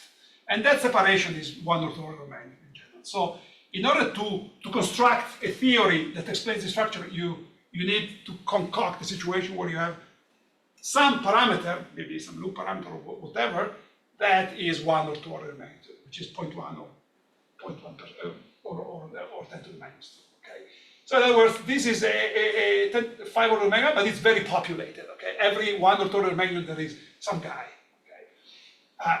What is the origin of this structure? It's a mystery, and we don't know yet. And it's unknown. Clearly, this is something that shouts for an explanation, but at the moment we don't have it. Okay. This is just coming from the fogs of UV physics, and of course we have models, but anyway. Now, then you have 7 orders of magnitude where you have nothing, okay? Really nothing, and then at about 0.1 GeV you start seeing neutrino masses, okay? So this is truly a desert in the infrared. Notice that when you have a desert in the infrared like here, okay, that desert in the infrared, like I explained here, could be the result of a desert in the UV. In fact, I'll get in a moment. That is precisely what could happen in the standard model, okay? So in other words, so the data seem to speak for a qualitative different origin of the neutrino masses, okay? This is just what the data tells, okay? These guys are coming, in the Lagrangian we see these guys coming from Yucavas, but, and we don't see the mass of neutrinos, and this agrees with the data. The data, from the data, it looks like neutrinos are a different type of animal. In fact, as you go to the next order in the expansion, in 1 over lambda, okay, you go to dimension 5, you can, okay, write an operator which involves 2 neutrinos, two left-handed lepton doublets. And now notice this is not an LNF bar, this is not an FNF bar. This involves 2 fermions, it involves twice the same Weil spinor, so this violates global fermion number conservation. Okay? If I rotate L by a phase, this is not invariant, okay, because it's the same L. And this operator here, when the X acquires an expectation value, does generate a neutrino mass.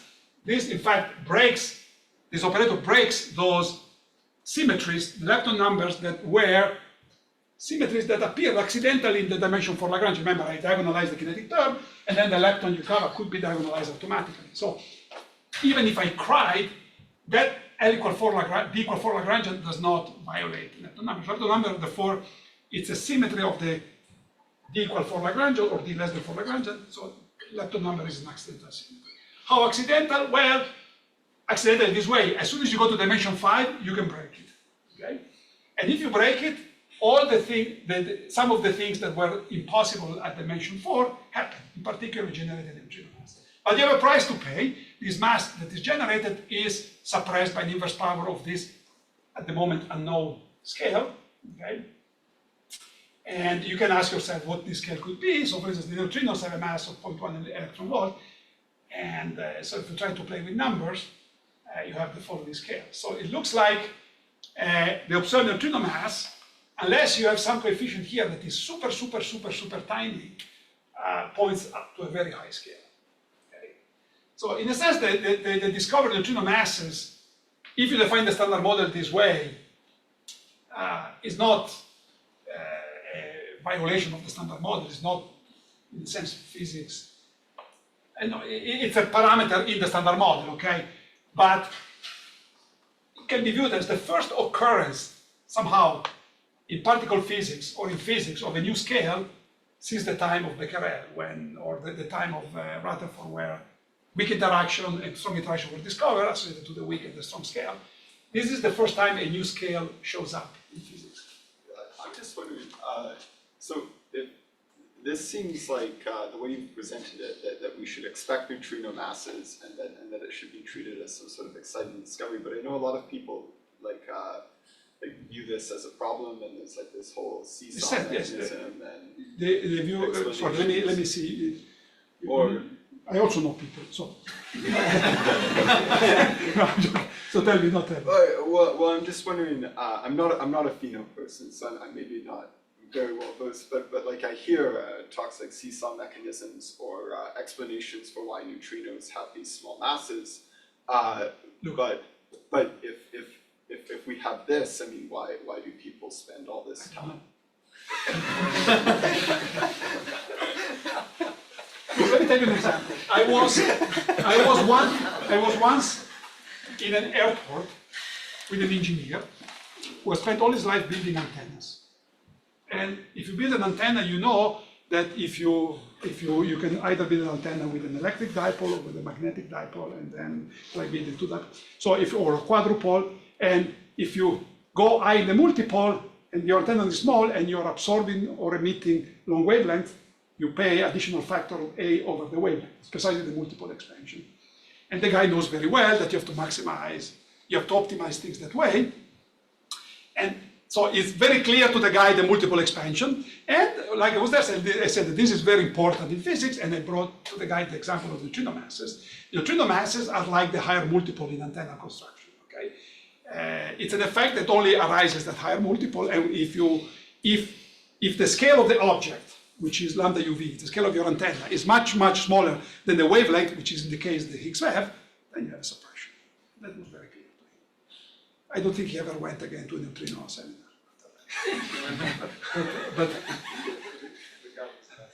Sorry, this is, I guess, more of a comment, but I think would one reason why it's not like super exciting just yet is that this makes a specific prediction that the mass is a, like, what is it, a Majorana mass instead of a Dirac mass or so, and there are different theories that predict what type of mass it should be, and that there are experiments that can be done to differentiate them. We just haven't. Of course, you can observed do. Yeah, there are experiments. I mean, the question whether it's Majorana or not Majorana, but that's a different question. Okay, Yeah. the mass not being Majorana means that there are additional degrees of freedom. Okay? There are additional degrees of freedom that are somewhat hard to detect. That are missing. Of course, we know there are additional degrees of freedom. We know there is dark matter. Okay, it could be that these are related. Yeah, of course, in that sense, it's interesting. But if you stick to the standard model as a theory like this, then there's no issue of there's no mystery why neutrinos are light. Well, let's say we do an experiment and it shows that that the type of mass that this is. I don't. No, you could do an experiment and you discover that. Let's say you do an experiment and you discover that the mass is Dirac. Yes, exactly. Then it means that would be amazing. That would be amazing in a sense, but even there we have an explanation. Let's say you have the mass and you find that it is Dirac. So then it means that the mass of the neutrino is in the same class as this other operator. There's another guy here. Okay. It looks like all the four fermions, the same grounds, they get mass with the same type of interactions, and yet you have this. It's very surprising, but possible. It's not impossible. This is clearly something that requires that invites an explanation, right? Yeah.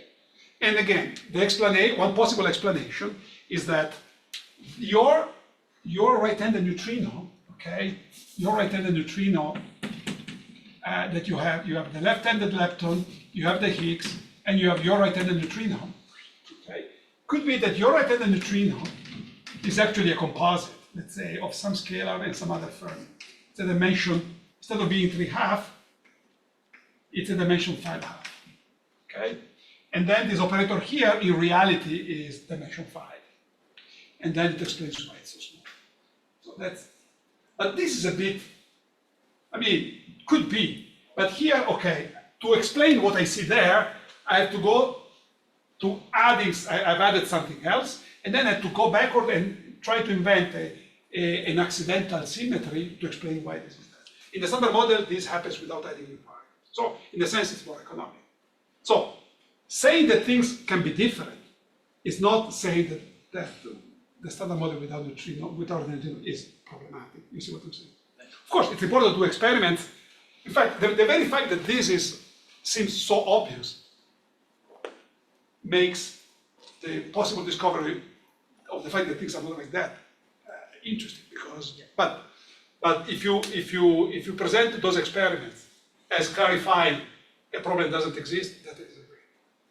If you just say, oh, you don't understand why neutrinos are light, then it means that you have missed the last 50 years of quantum field theory. Right? Because quantum field theory is effective field theory. You do an expansion. If the scale is, by the way, we may not understand why the scale is high. That's another issue.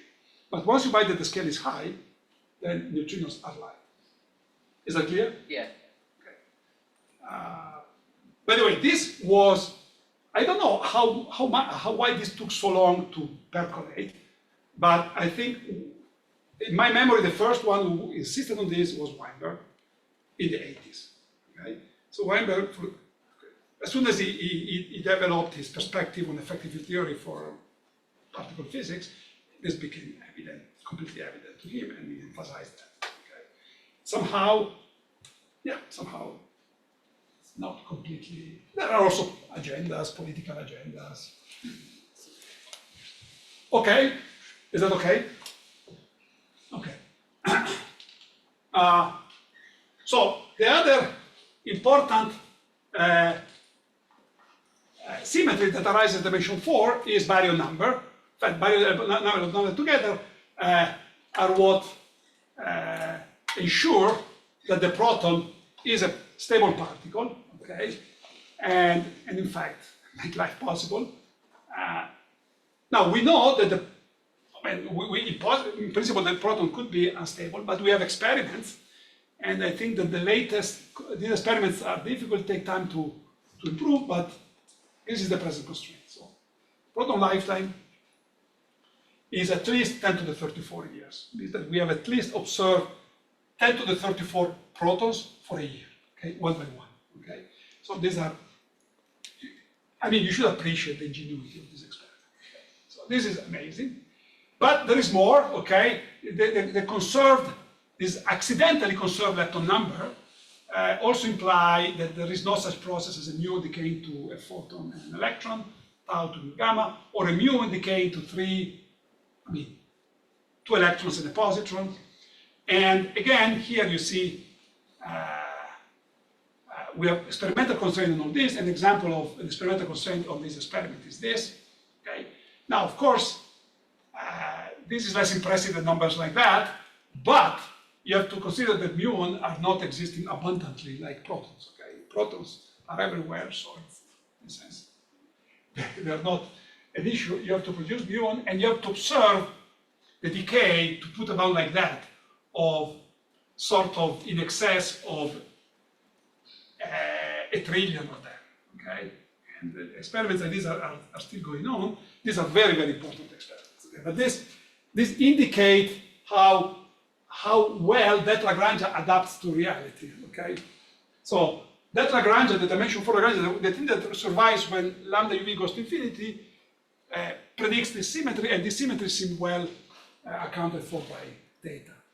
In fact, this is also telling you, you can also turn things around and ask yourself, given these constraints, what can we speculate, what can we say about this UV scale? So again, as I said, as soon as you go to the next order, you go at dimension 6, you can write an operator in the standard model that respects all the criteria, all the gauge symmetries, and violates baryon and lepton number. Okay? In fact, it violates B plus L, and it allows the following process. Okay? So this is the vertex. You have two U's going out, one anti-D going out, and one anti-electron going out. Okay? So you have a proton that happens, and then these guys later, the D bar and the D, join together into a baryon. Now, computing this in QCD is not completely trivial, but it's, again, use the dimensional analysis, you get the right result within a factor of a few, and you can very quickly compare scribbling that estimate to the number I showed before, 10 to the 4 years, and you find this lower bound. Okay? You find a lower bound. Of course, the lower bound is always written, cannot be written purely. Here in this equation, my lambda really means the scale around which new states appear. Okay? It's not just some random lambda that you have in this math. You put some lambda, you don't know what it means. What I mean here is truly the physical mass scale where there are new degrees of freedom, and this KUD will be some couplings. Of course, you say, but that's a silly way of writing things. You could write just one lambda here. Well, this I want to differentiate. This is the constraint on the physical scale, independence of as a function of the couplings of the theory that we have in the UV. For instance, there is a class of theories which extends the gauge group, which unifies the gauge interactions of the standard model. In those theories, this coupling here is just a gauge coupling. It's just of the order of the other gauge couplings that we have in the standard model, so you can treat it as an order 1. Okay? So this is why theories where unify the standard model gauge interaction must, the unification of standard model interaction, because of proton decay, can only arise at scales that are in excess of 10 to the GeV. Oh, my computer died. Fucking idiot. Yeah, sorry. I forgot that we need energy. Energy is the essence of everything. Even though spent all this time telling you how good it is to go in the infrared. Now, the only problem is now my computer will take some time to start.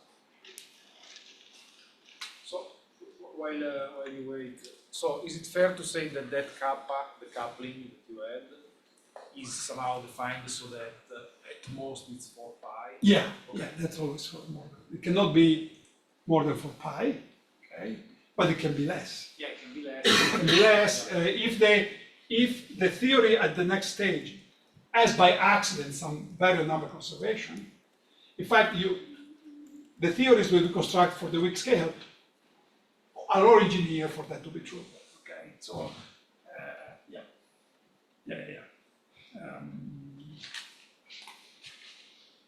Why? Oh, also this died. I was also thrown out of the Zoom. I was also thrown out of Zoom.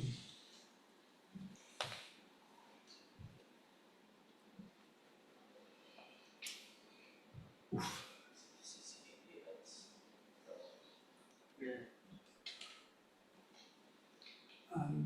Everything is is being recorded, right? Yes. Share screen.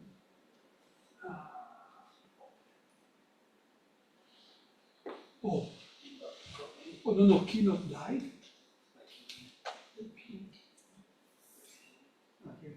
Oh, I'll ask the guys.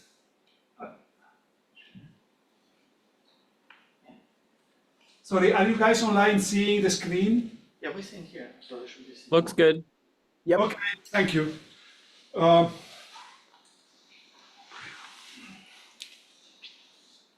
Okay, so what the hell was I saying?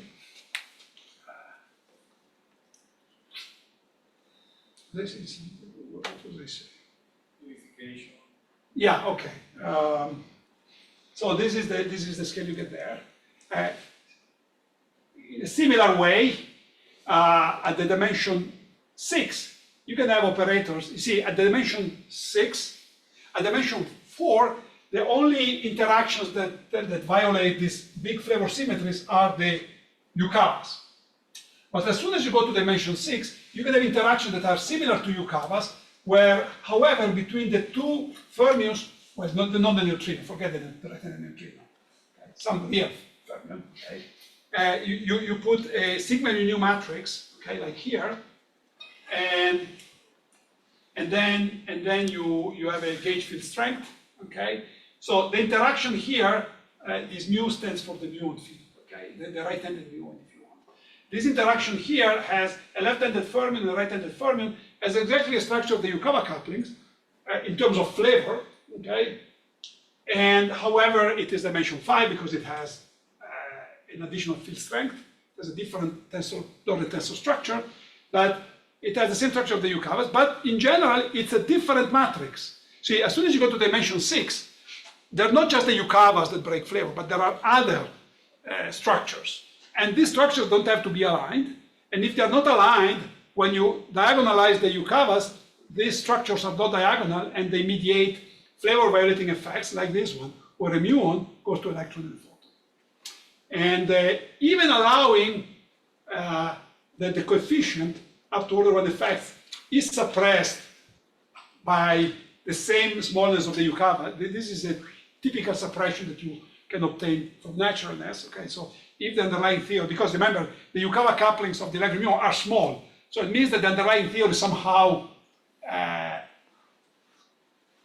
must know about that. Okay, and if the coupling here were larger than the electron and the muon, then loops from this interaction would regenerate a large Yukawa for the electron and muon, and that would be unnatural because we know that they're small.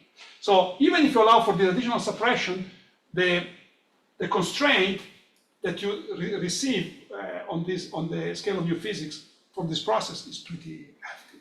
Okay? 300 TeV, way above what we can achieve. Which means that if you want to have physics at scales lower than this, the coefficient that controls this operator has to be smaller than that. It has to be even more clever than this. Okay? Of course, it's possible, but this requires some effort.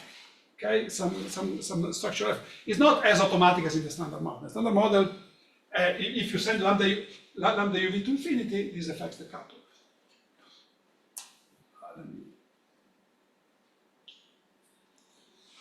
Why is it not? Okay. Yeah, and again, so this is as concerns the baryon number and lepton number. But there is more, and the other magical aspect of the dimension for Lagrangian standard model is it's called Glashow-Iliopoulos-Majani mechanism. Okay, and it's essentially like this. Okay, and it concerns the quark sector. In the quark sector, you have in the limit where lambda uv is very large, you can neglect all this higher dimensional effect. All the breaking of flavor is coming from these two objects. And now, very much as I did for the leptons, which you can always diagonalize the Yukawa, here you can also use the freedom to rotate the quark fields to write these matrices in a more convenient form. In particular, if I rotate independently the right-handed up quarks and the left-handed doublets, I can always make this diagonal. Okay, the up quark Yukawa diagonal, exactly diagonal, it will be lambda up, lambda char, lambda top. But once I've done that, I can no longer independently rotate the left-handed doublets here, at least not in a gauge invariant way, and therefore the down Yukawa can only be diagonalized to the right. So it can at best be written as a diagonal matrix times a generic unitary matrix to the right. Okay? So it means that this is a way to counter what is really observable. See, when you write a Lagrangian are normally redundant because there are, as you see before with leptons, there are more there are more parameters in the Lagrangian than actually are in reality, because the physical parameters are the parameters in the Lagrangian modulo filter definitions. Okay? And here you're doing filter definitions to go to the most convenient way, which clarifies how many variables you have. And here it shows that you have the 6 eigenvalues of the Ds and the parameters that control, that define this unitary matrix, which in fact at the end they are just 4 parameters. So, okay, so there's 10 parameters. However, you could have acted in the opposite way. You could have first diagonalized the down Yukawa, and at the same it would have been the other way around. And now this matrix, in fact, the dagger of it would show up to the left in the up Yukawa. This means that if you look at up quarks and you forget about down quarks, if you're looking at processes where you don't see down quarks and where down quarks do not exist, are not brought into existence, either because, means that you're looking at processes where you only have up quarks on the external legs, and there are no down quark in the internal legs. For instance, because you're looking at tree level. The theory is weakly coupled, so it makes sense to understand what happens at tree level. At tree level, if you have only up quark in the external legs, you cannot have any down quark in the external legs. So it's as if the down quark were not there, and therefore you don't see any flavor violation. That is the reason why at tree level in the standard model there's no violation of flavor. There's no flavor change in neutral currents. Okay? There's no flavor changing if you only have quarks of the same charge. Flavor changing at tree level only appears when you have in your legs both down and up quark, because it's intrinsically in the existence of both that there exists a matrix that mixes flavor. On the other hand, loop effects you can have, for instance, and this is more important for down quarks, okay? Because down quarks is where we have better data, okay? So you have processes where you have down quark in the external legs, and in the internal legs you have virtual up quarks, okay? At that point, all the players are there, and you can have this matrix playing a role, okay? Let's say you're here. This matrix now play a role because there are the down quark propagating. However, the way this matrix enters is via the existence of non-trivial masses for the up quarks. And it turns out that for the first two family, lambda up and lambda char, these masses are very small. So it means that the effect that come associated with the mixing are suppressed by these masses. Okay? Okay, so this is the so-called G mechanism. If you want, one way to see that is that, well, after you've done that, if for some reason, say this matrix is degenerate, then you can carry V across and rotate it to 0 by using the freedom to rotate the up quarks. Okay? So this also tells you that, the existence of Flavor violation also relies on the fact that quark masses are not degenerate. So therefore, when you compute physical quantities, your result, the formula should respect the selection rules that tells you that when the masses become degenerate, all the Flavor violating effects go away. Okay? And all these things that I said in words in 2 minutes are the whole, the core of the Flavor phenomenology of the Standard Model, and they are at the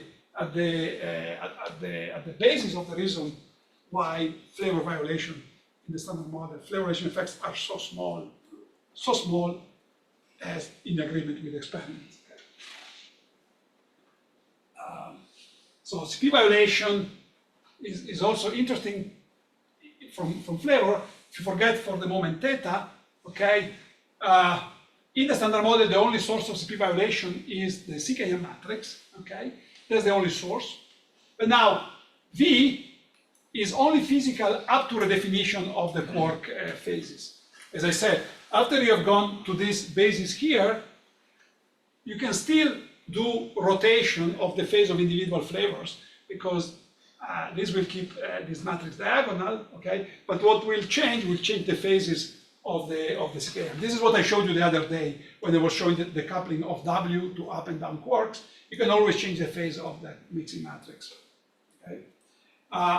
So it means that V is only physical modulo this definition. So any quantity that is sensitive to this field definition cannot be physical.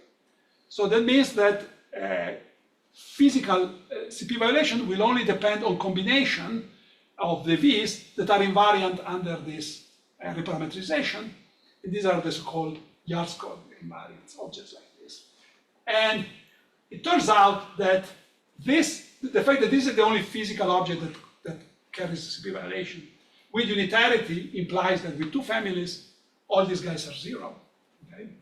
In the 2 families, there's no CP violation because this guy's unitarity kills all of them. And with 3 families, which is what we have, there's only one of them. There's only one independent breaking. So it means that in the Standard Model, in the Flavor sector, there's only one physical parameter that breaks CP, and that parameter must involve the fact that these entries of the Kobayashi-Maskawa matrix are non-zeros. It's enough that one of them is 0 and everything collapses to 0. And given that these parameters, independent of whether they're complex or real, some of them are very small, implies that this parameter that breaks CP in the Standard Model is tiny. And again, this is essentially reproducing physics.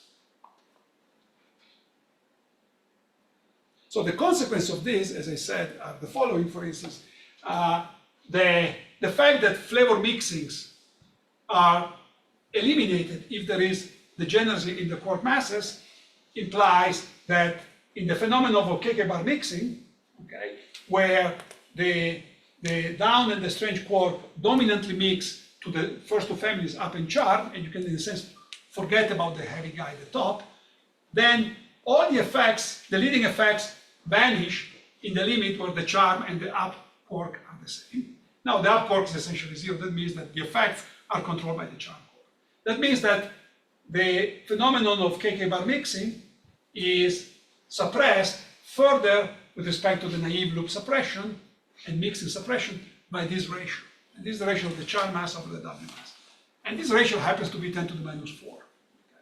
So this is just an additional 10 to the minus 4 suppression that comes purely from the fact that the pure Yukawa coupling are the only source of flavor violation. Similarly, as I said, CP violation comes from the collective combination of 3 families, and that implies that you have a further 10 to the minus 2 suppression. These are all very clever selection rules which adapt, which follow closely what you see, and perfectly what you see in data, which you see how they arise. They arise precisely from the fact that you only have those mixes. Another interesting, Another, I don't know, this I added this morning. Okay, so this cannot be. Another important set of variable observables that is very constrained by the limited sources of CP evaluations on the model are electric dipole moments of elementary particles.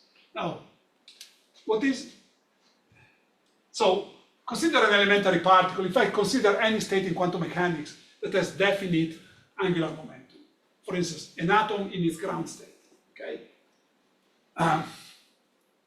What can the electric dipole operator, what expectation value, where can the dipole moment expectation value align for the state? Well, the Wigner-Eckert theorem tells you that it must align with the angular momentum, okay? As you know, the matrix elements of vectors are fixed to be all proportional to the angular momentum. Of course, proportional up to some constant, which may also be zero.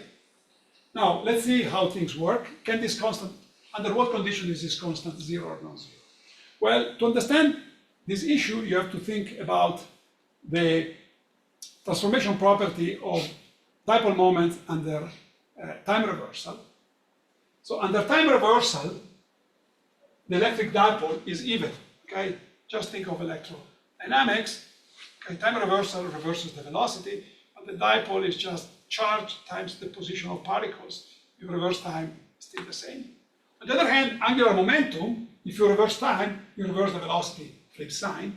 Okay, so this is odd, which means that to match, so every quantity, every formula in physics matches selection rules, even for broken symmetries. Okay, this means that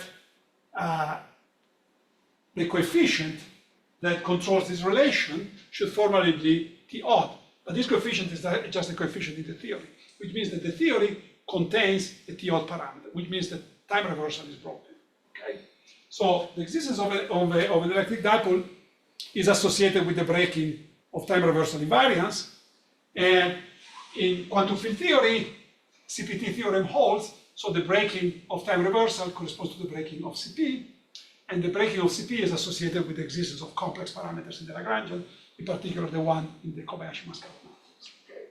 So non-vanishing EDMs are associated with broken CP. By the way, you may ask the question, you have done chemistry, and you know that you even can do experiments with when you have some plastic rod and you charge electrostatically, then you put it close to a flux of water, and you see that it affects it. So as you know, water has an electric dipole. So then the question is, why isn't that violating time reversal? Think about that. Okay. Just as a quick question. It's a little quantum mechanics question. Okay. So experimentally, this is what we see. Okay, the neutron EDM experimentally is 10 to the minus 26 ECM. So that means that if you think of the neutron as an object bound of up and down quarks on a size which is roughly of the order of the Fermi, which is minus 10 to the minus 13 centimeters. Okay. So then you expect an object like that of a size of 10 to the minus 13 centimeters, generically to have a dipole, which is the electric charge there times this size, right? That's very naive, of course, but that's the scale, okay? The size of a proton is 10 to the minus 13 centimeters.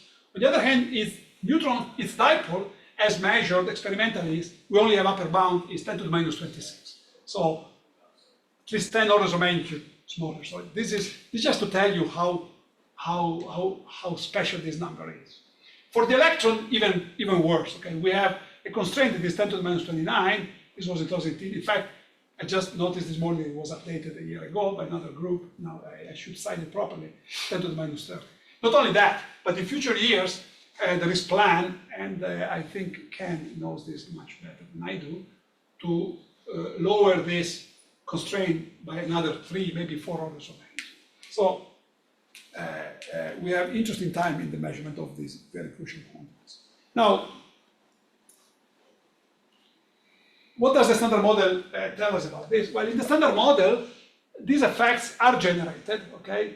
But they're generated in a way that must undergo all this barrage fire of selection rules. As I said, if you don't have three families, unless you have three families, you do not violate CP in the quark sector.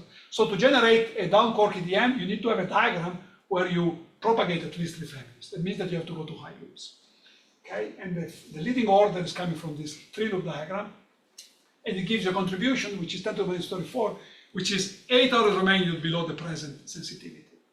The sensitivity will increase by 2 orders of magnitude in the next few years, hopefully, but we're still far from that. On the other hand, the electron EDM, the contribution has to go through the quarks, and it's of that order, which is, again, even optimistically still way below the foreseen accuracy in the next decade, which is about 10 to the minus 34. Optimistic, perhaps, unless we get some crazy new idea. Okay. Now, it's interesting, however, to see how this detailed, very clever mechanism of suppression that works in standard model, they go into shit as soon as you go and look at the dimension 6 and higher operators in the Lagrangian. Okay. At dimension 6, you can write operators, okay, which have 4 quarks, and they have therefore a coefficient which has 4 indices in flavor, and in general, this is a different tensor in flavor space than the Yukawas. When you diagonalize the Yukawa, generally you don't expect this tensor coupling space to also be diagonal, so there will be residual effects, okay? And now you can test very naively, if you want, what these effects are by putting a scale here and quantifying your ignorance in terms of this coefficient. And these are the scales that you get. So unless these coefficients are suppressed by several orders of magnitude, and it means that there should be some clever thing. And again, the clever thing, to some level, can be there because you know that what generates this coupling could be, in principle, the same dynamics generates the Yukawas, and Yukawas have some structure. But even when you account for that, it's not easy to get these numbers, okay? To get this very, very small. So again, these are if you really take this to be over the 1, you close your eyes, then the scale of new physics that the data imply is pretty high. And similar for mu to E gamma, okay? Or similar for EDMs, okay? EDMs give you something like this, 10 to the 6.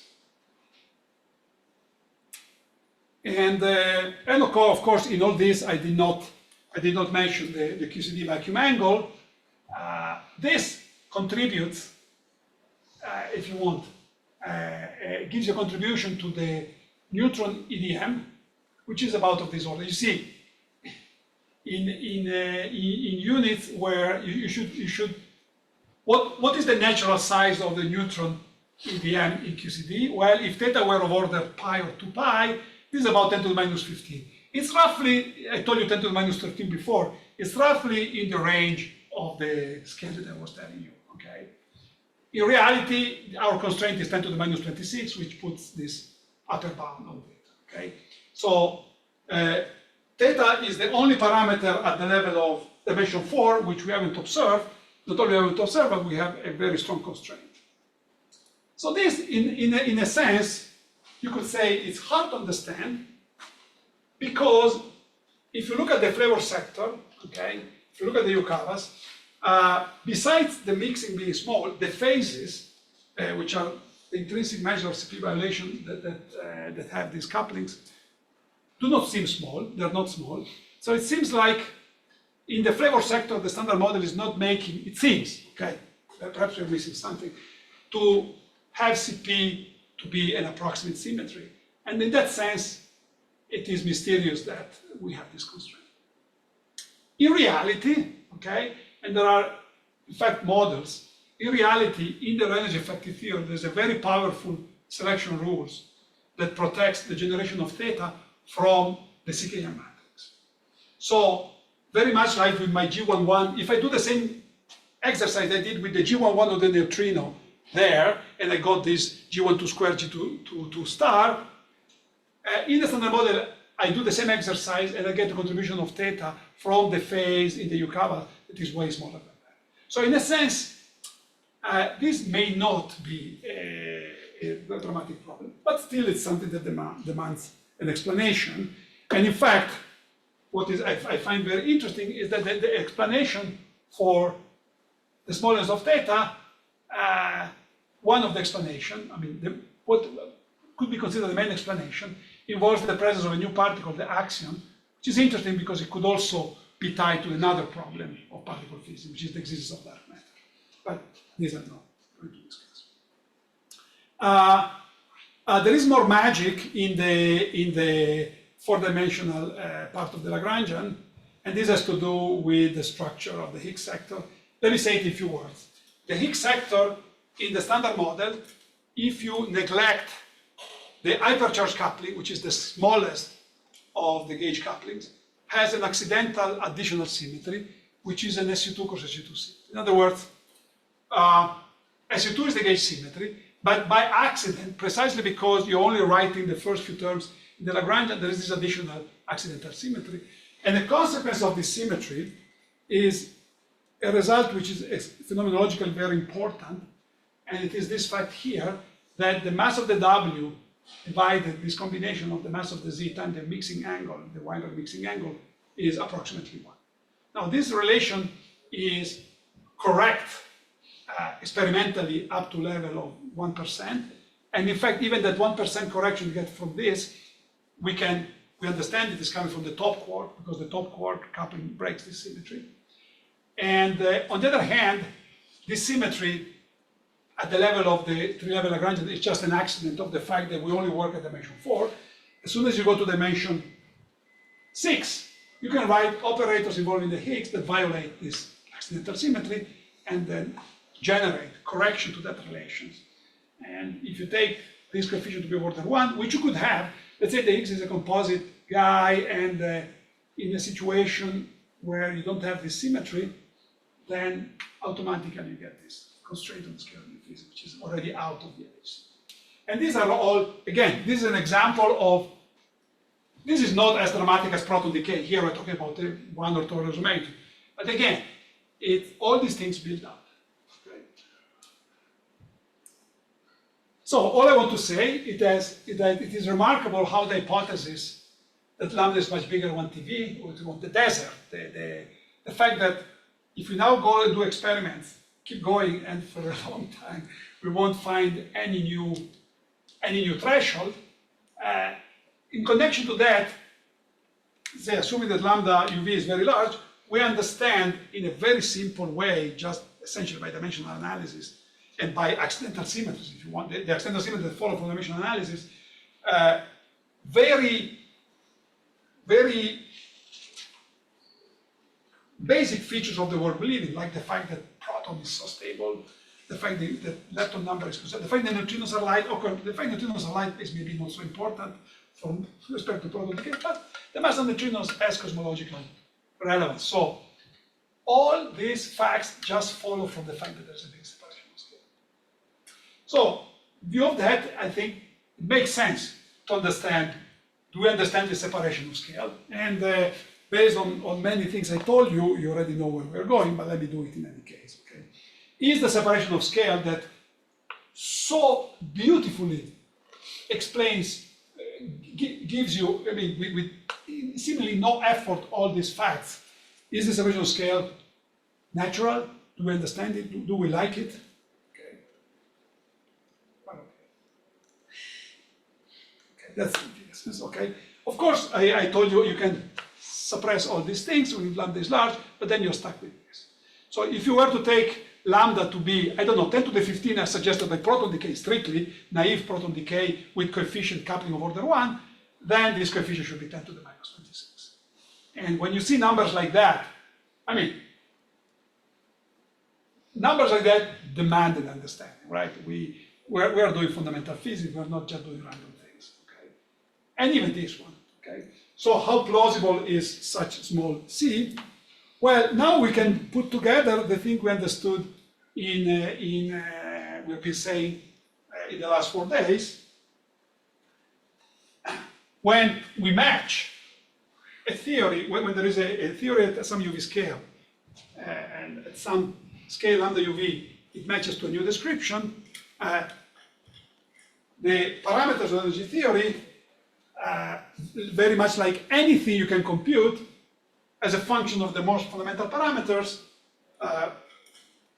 respect selection rules, and violation of selection rules corresponds to really to cancellations that we have deemed unnatural. Okay. On the other hand, selection rules are a very robust thing, and they can be also inferred, as I explained also yesterday, indirectly, even without knowing what the fundamental theory is, just by I cannot say playing with the parameters of the energy theory. Okay, so as I showed in the case of the pion, in the case of the other scalar, in particular in the case of the pion, the value of the pi zero, the dependence of the pi zero pi plus mass difference, as you can deduce top down by knowing QCD and then writing down the most general effective Lagrangian, could also have been inferred by simply taking the energy effective theory of pions and computing the photon correction to the pion mass, and then this correction is quadratically divergent, and you say, okay, but this is an effective theory. This effective theory has a fundamental mass scale lambda QCD. I cut off this at that scale. Cutting off there just amounts to enforcing dilatation selection rules. If you replace something that's quadratically divergent with the mass of the matching, you're just enforcing dilatation. And the dependence on the coupling, well, the dependence of the coupling is simply associated with this symmetry, higher spin symmetry of free field theory. So that result that we obtain by computing the energy effective theory is certainly one contribution that you can get from the energy theory, because it respects unavoidably, I mean, since it respects the selection rules of the energy theory, it respects also those of the energy theory. Of course, it doesn't mean that in the true theory there could even be bigger contribution that you cannot see in the low energy physics. But at least those are there. With this in mind, it is with this in mind that you try to estimate what to expect for the Higgs mass parameter in the standard model in the way which is normally presented. Oh, we compute quadratic divergence. You just do this, okay? You just ask, what do the value of the couplings and the assumption of the existence of some UV scale tell us about what to think about the Higgs mass in terms of naturalness? And then, these are the various diagrams. The Higgs couples to itself, the Higgs couples to vector fields, the Higgs couples to fermions, particularly at the top. And in each of these cases, you compute naively and you get a quadratically divergent contribution, which understandably it means that this expression here, under broad condition, will be controlled by the higher scale. So in other words, you have to replace this with the UV cutoff, okay, here as well and here as well. And again, notice that this dependence, UV cutoff and coupling, is enforced by selection rules. This is dilatation. These are both dimension 2 in terms of energy, okay? So they scale in zero and their energy. And the presence of these lambda and g's are associated with the fact that the energy theory has these couplings, okay? And these couplings, you can view them as transforming under this higher spin symmetry. These couplings are functions of the couplings of the fundamental theory. The way they appear respects all the selection rules, in particular those of the energy theory. So, this is what you expect. Of course, you cannot take seriously the coefficients, okay? The coefficients, the coefficient of this computation, you cannot take it seriously, okay? Because this is very fuzzy. If I change the UV cutoff by a factor of 2, this changes by a factor of 4, okay? So this cannot be taken as the value. This is only to tell you that you expect in a selection rule dictate that if the Higgs emerges from a more fundamental theory that scale lambda UV, you expect that theory to give contribution to this quadratic term that scale like that, with coefficients that depend on the theory. And notice that in all theories where we can really do this computation, where the Higgs mass is calculable, we get all these contributions. So, okay, there's not a single construction where we can compute the Higgs mass where this is not true, where we don't get corrections like this. And it's not surprising, because these are just the selection rules I've been talking about all this time. And then you can now play and see under what condition this situation is natural. Okay? You certainly have contributions like this. In particular, you have a contribution from the top. And on the other hand, you know that, and there may be others, okay? There may be more. By the way, notice that if there was a fourth family, imagine there is a fourth family, there isn't. But imagine there is a fourth family, which we haven't seen, and whose Yukawa coupling to the Higgs is way bigger than the top. Let's say it's a factor of 3 or 4 bigger, okay? And it's heavy because the coupling to the Higgs is bigger, so the corresponding fermions are heavier. We haven't seen them, but this guy they will have a similar contribution with a coefficient that is bigger than the top. So in other words, I can imagine a situation where there are even bigger ones, okay? Contributions here. This is the minimum amount of effect that you should expect. And what you need, if the scale is large, is that this contribution and perhaps some other ones comparable to them conspire to give you a small mass. Now, if you want this, if you bar this completely, if you ask, well, take the biggest contribution here, I'm telling you that this is the one that dominates, okay? And therefore, this should not be bigger than the measured 125 Higgs mass. If you do that and you look at the value of the top Yukawa, then you get a ridiculously low scale, okay? So unless new physics is below, say, order 500 GeV, we have some amount of G, okay? So it seems we have a problem understanding that, okay? Of course, this doesn't mean that if lambda UV is 2, 3, maybe 4 TeV, I mean, again, we're talking about measures of tuning. I don't want to get into this endeavor of saying, oh, my model is a factor of 3 less tuned than yours, okay? This is roughly where we stand, okay? And certainly it seems like 50 TeV, 100 TeV starts being problematic, okay? Or even 10 to the 15 GeV, not to talk about that. So several of those, the beauty of what I presented, the lightness of neutrino, the suppression of proton decay, really relied on having a very large UV.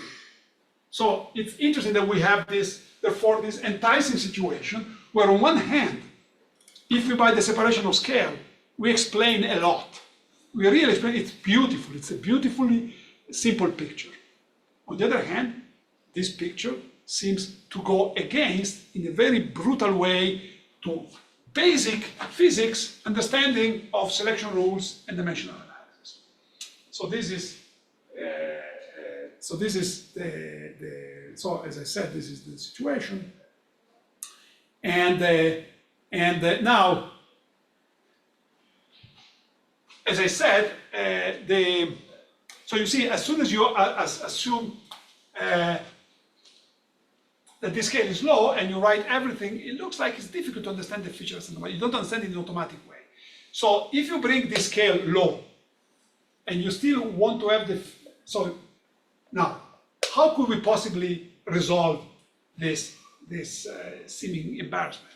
One possible, the resolution we can try and make is construct a new theory, a theory that goes beyond the standard model, a theory where this scale can be made much larger than 500 GeV, say 10 to the 15 GeV, without affecting naturalness. For instance, a situation where the Higgs is a composite field, okay, where you don't have the Higgs mass in the theory, could be a candidate for that. Okay? That's called Higgs composites. But then the question is, in this class of theories where the separation of scale is natural, where you clearly have to modify the standard model in such a way that something is different in the Higgs sector, in this variety of theories which you can think of constructing, what is the fate of all those magical features of the L=4 standard model Lagrange? Can you preserve in these extensions of the standard model the beautiful accidents of G mechanism, suppression of CP violation, baryon, lepton number? Do they come in the same automatic way or they don't? That's the question, and that essentially is the essence of the hierarchy paradox. If you try and do that, you find, and this is what we've learned in the last 4 decades, is that essentially there's no free lunch, okay?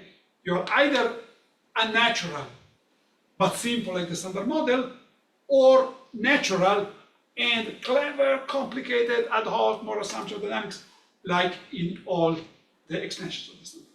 And That's, as I said, is the essence of the hierarchy paradox. It's not something that you can state without having tried building the models, okay? It's the building of the models and the difficulty in making them work that defines the paradox. And tomorrow I want to make this more clear and illustrate that by presenting the two main theories we have been able to think of for physics beyond the standard model, the theories that try to that make the separation of scale between the weak scale, the Higgs scale, and whatever UV scale you have, 10 to the 15, natural. Okay, and I have, in reality, to do things properly, I will need another week. The reason for that is that one of these, so there are two main scenarios. One is compositeness, and the other is supersymmetry. And supersymmetry, in order to be fully appreciated, requires, honestly, 2 or 3 lectures of introduction. Okay? Once upon a time, everybody was studying supersymmetry, all the students knew it, but now has a bit fallen into the, now only n equal 2 or n equal 4 is studied, not even n equal 1, right? It's either n equal 0, n equal 2, or n equal 4. So that's one, but that is not possible. So I give you 2 possibilities, and you tell me what you prefer.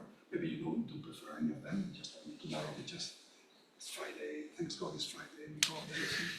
No, one option is that tomorrow I spend the whole day at the blackboard trying to give you the gist about the idea of compositeness. Okay. And the other is that I give you with the slides an overview of supersymmetry and compositeness. The second. For the second, shit, I prepared. I spent 2 days Should we do a show of preparing hands? compositeness. Okay. Should we do like a show of hands, like 1 or 2? I let you guys. I will not see. I let you guys decide. Okay, you can decide. I go away. Maybe you can say, oh, no, we go somewhere. What are the 2 options? Okay. What is? I mean, I can even for those who are interested. I mean, the thing about compositeness, I think it's interesting for. First of all, it's interesting for everybody.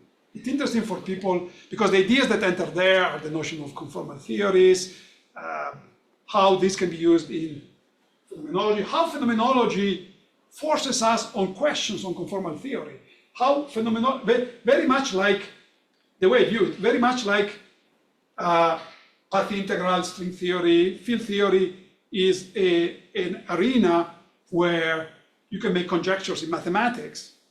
And conjectures that for mathematicians are conjectures, for physicists they are proofs. For them they're conjectures and then they work years to prove them, okay? The phenomenology of trying to construct these things is an arena which suggests questions in formal quantum field theory. So it's interesting in that way. So it's interesting for people with a formal interest.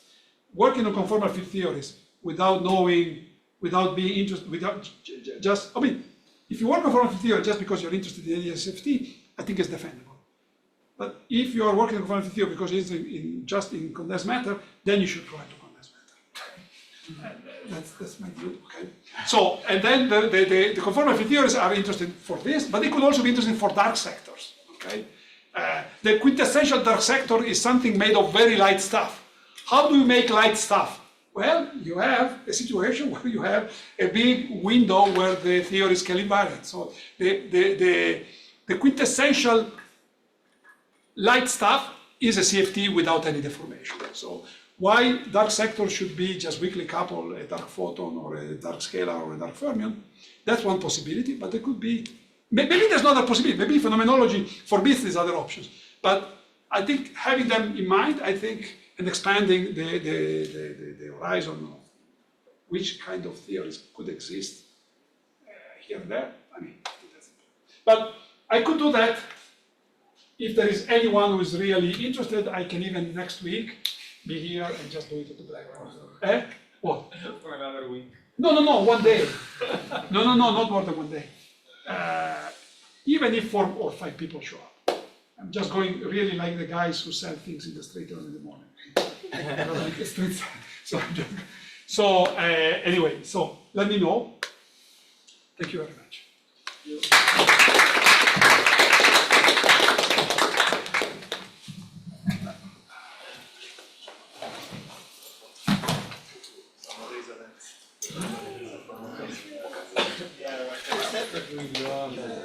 It's why either one of us. Right, like gauge mediation is an example. Where No, exactly. But then at the end, you're really concocting a theory only that goes. I agree. which is okay. Because have the same tolerance, right? So, No, I agree. is it the only example? All the theories that work, they're low scale. All of them. But you can do it also in comparison. Now there you can argue whether it's more believable. Even in gauge genome, it's always at the end. So basically, just saying MLV, is it enough to? Is it But that's you're really constructing the situation. But you see, it doesn't have the same. It's not the same. You're just saying that, okay, it's extensions which preserve the tolerance, right? Flavor tolerance. No. But I'm saying that you have to you It doesn't have, but you have to in the standard model you didn't have. You don't have to. Yeah, that I agree, right? In that sense, gauge mediation is kind of the way where it's almost. It's the clever way, yeah, it's the clever way, yes, true. In a sense, it's an exception to what I said, but not completely. First of all, if you want to build expressly gauge mediation, you have the mu problem. Yeah, there's maybe of Well, course. then you have to be clever, then you start going down. Then you start. But it's really not the question. Well, look, you introduce supersymmetry. You introduce supersymmetry to understand the exact. Right. Then you fix the flavor sector, and then you write the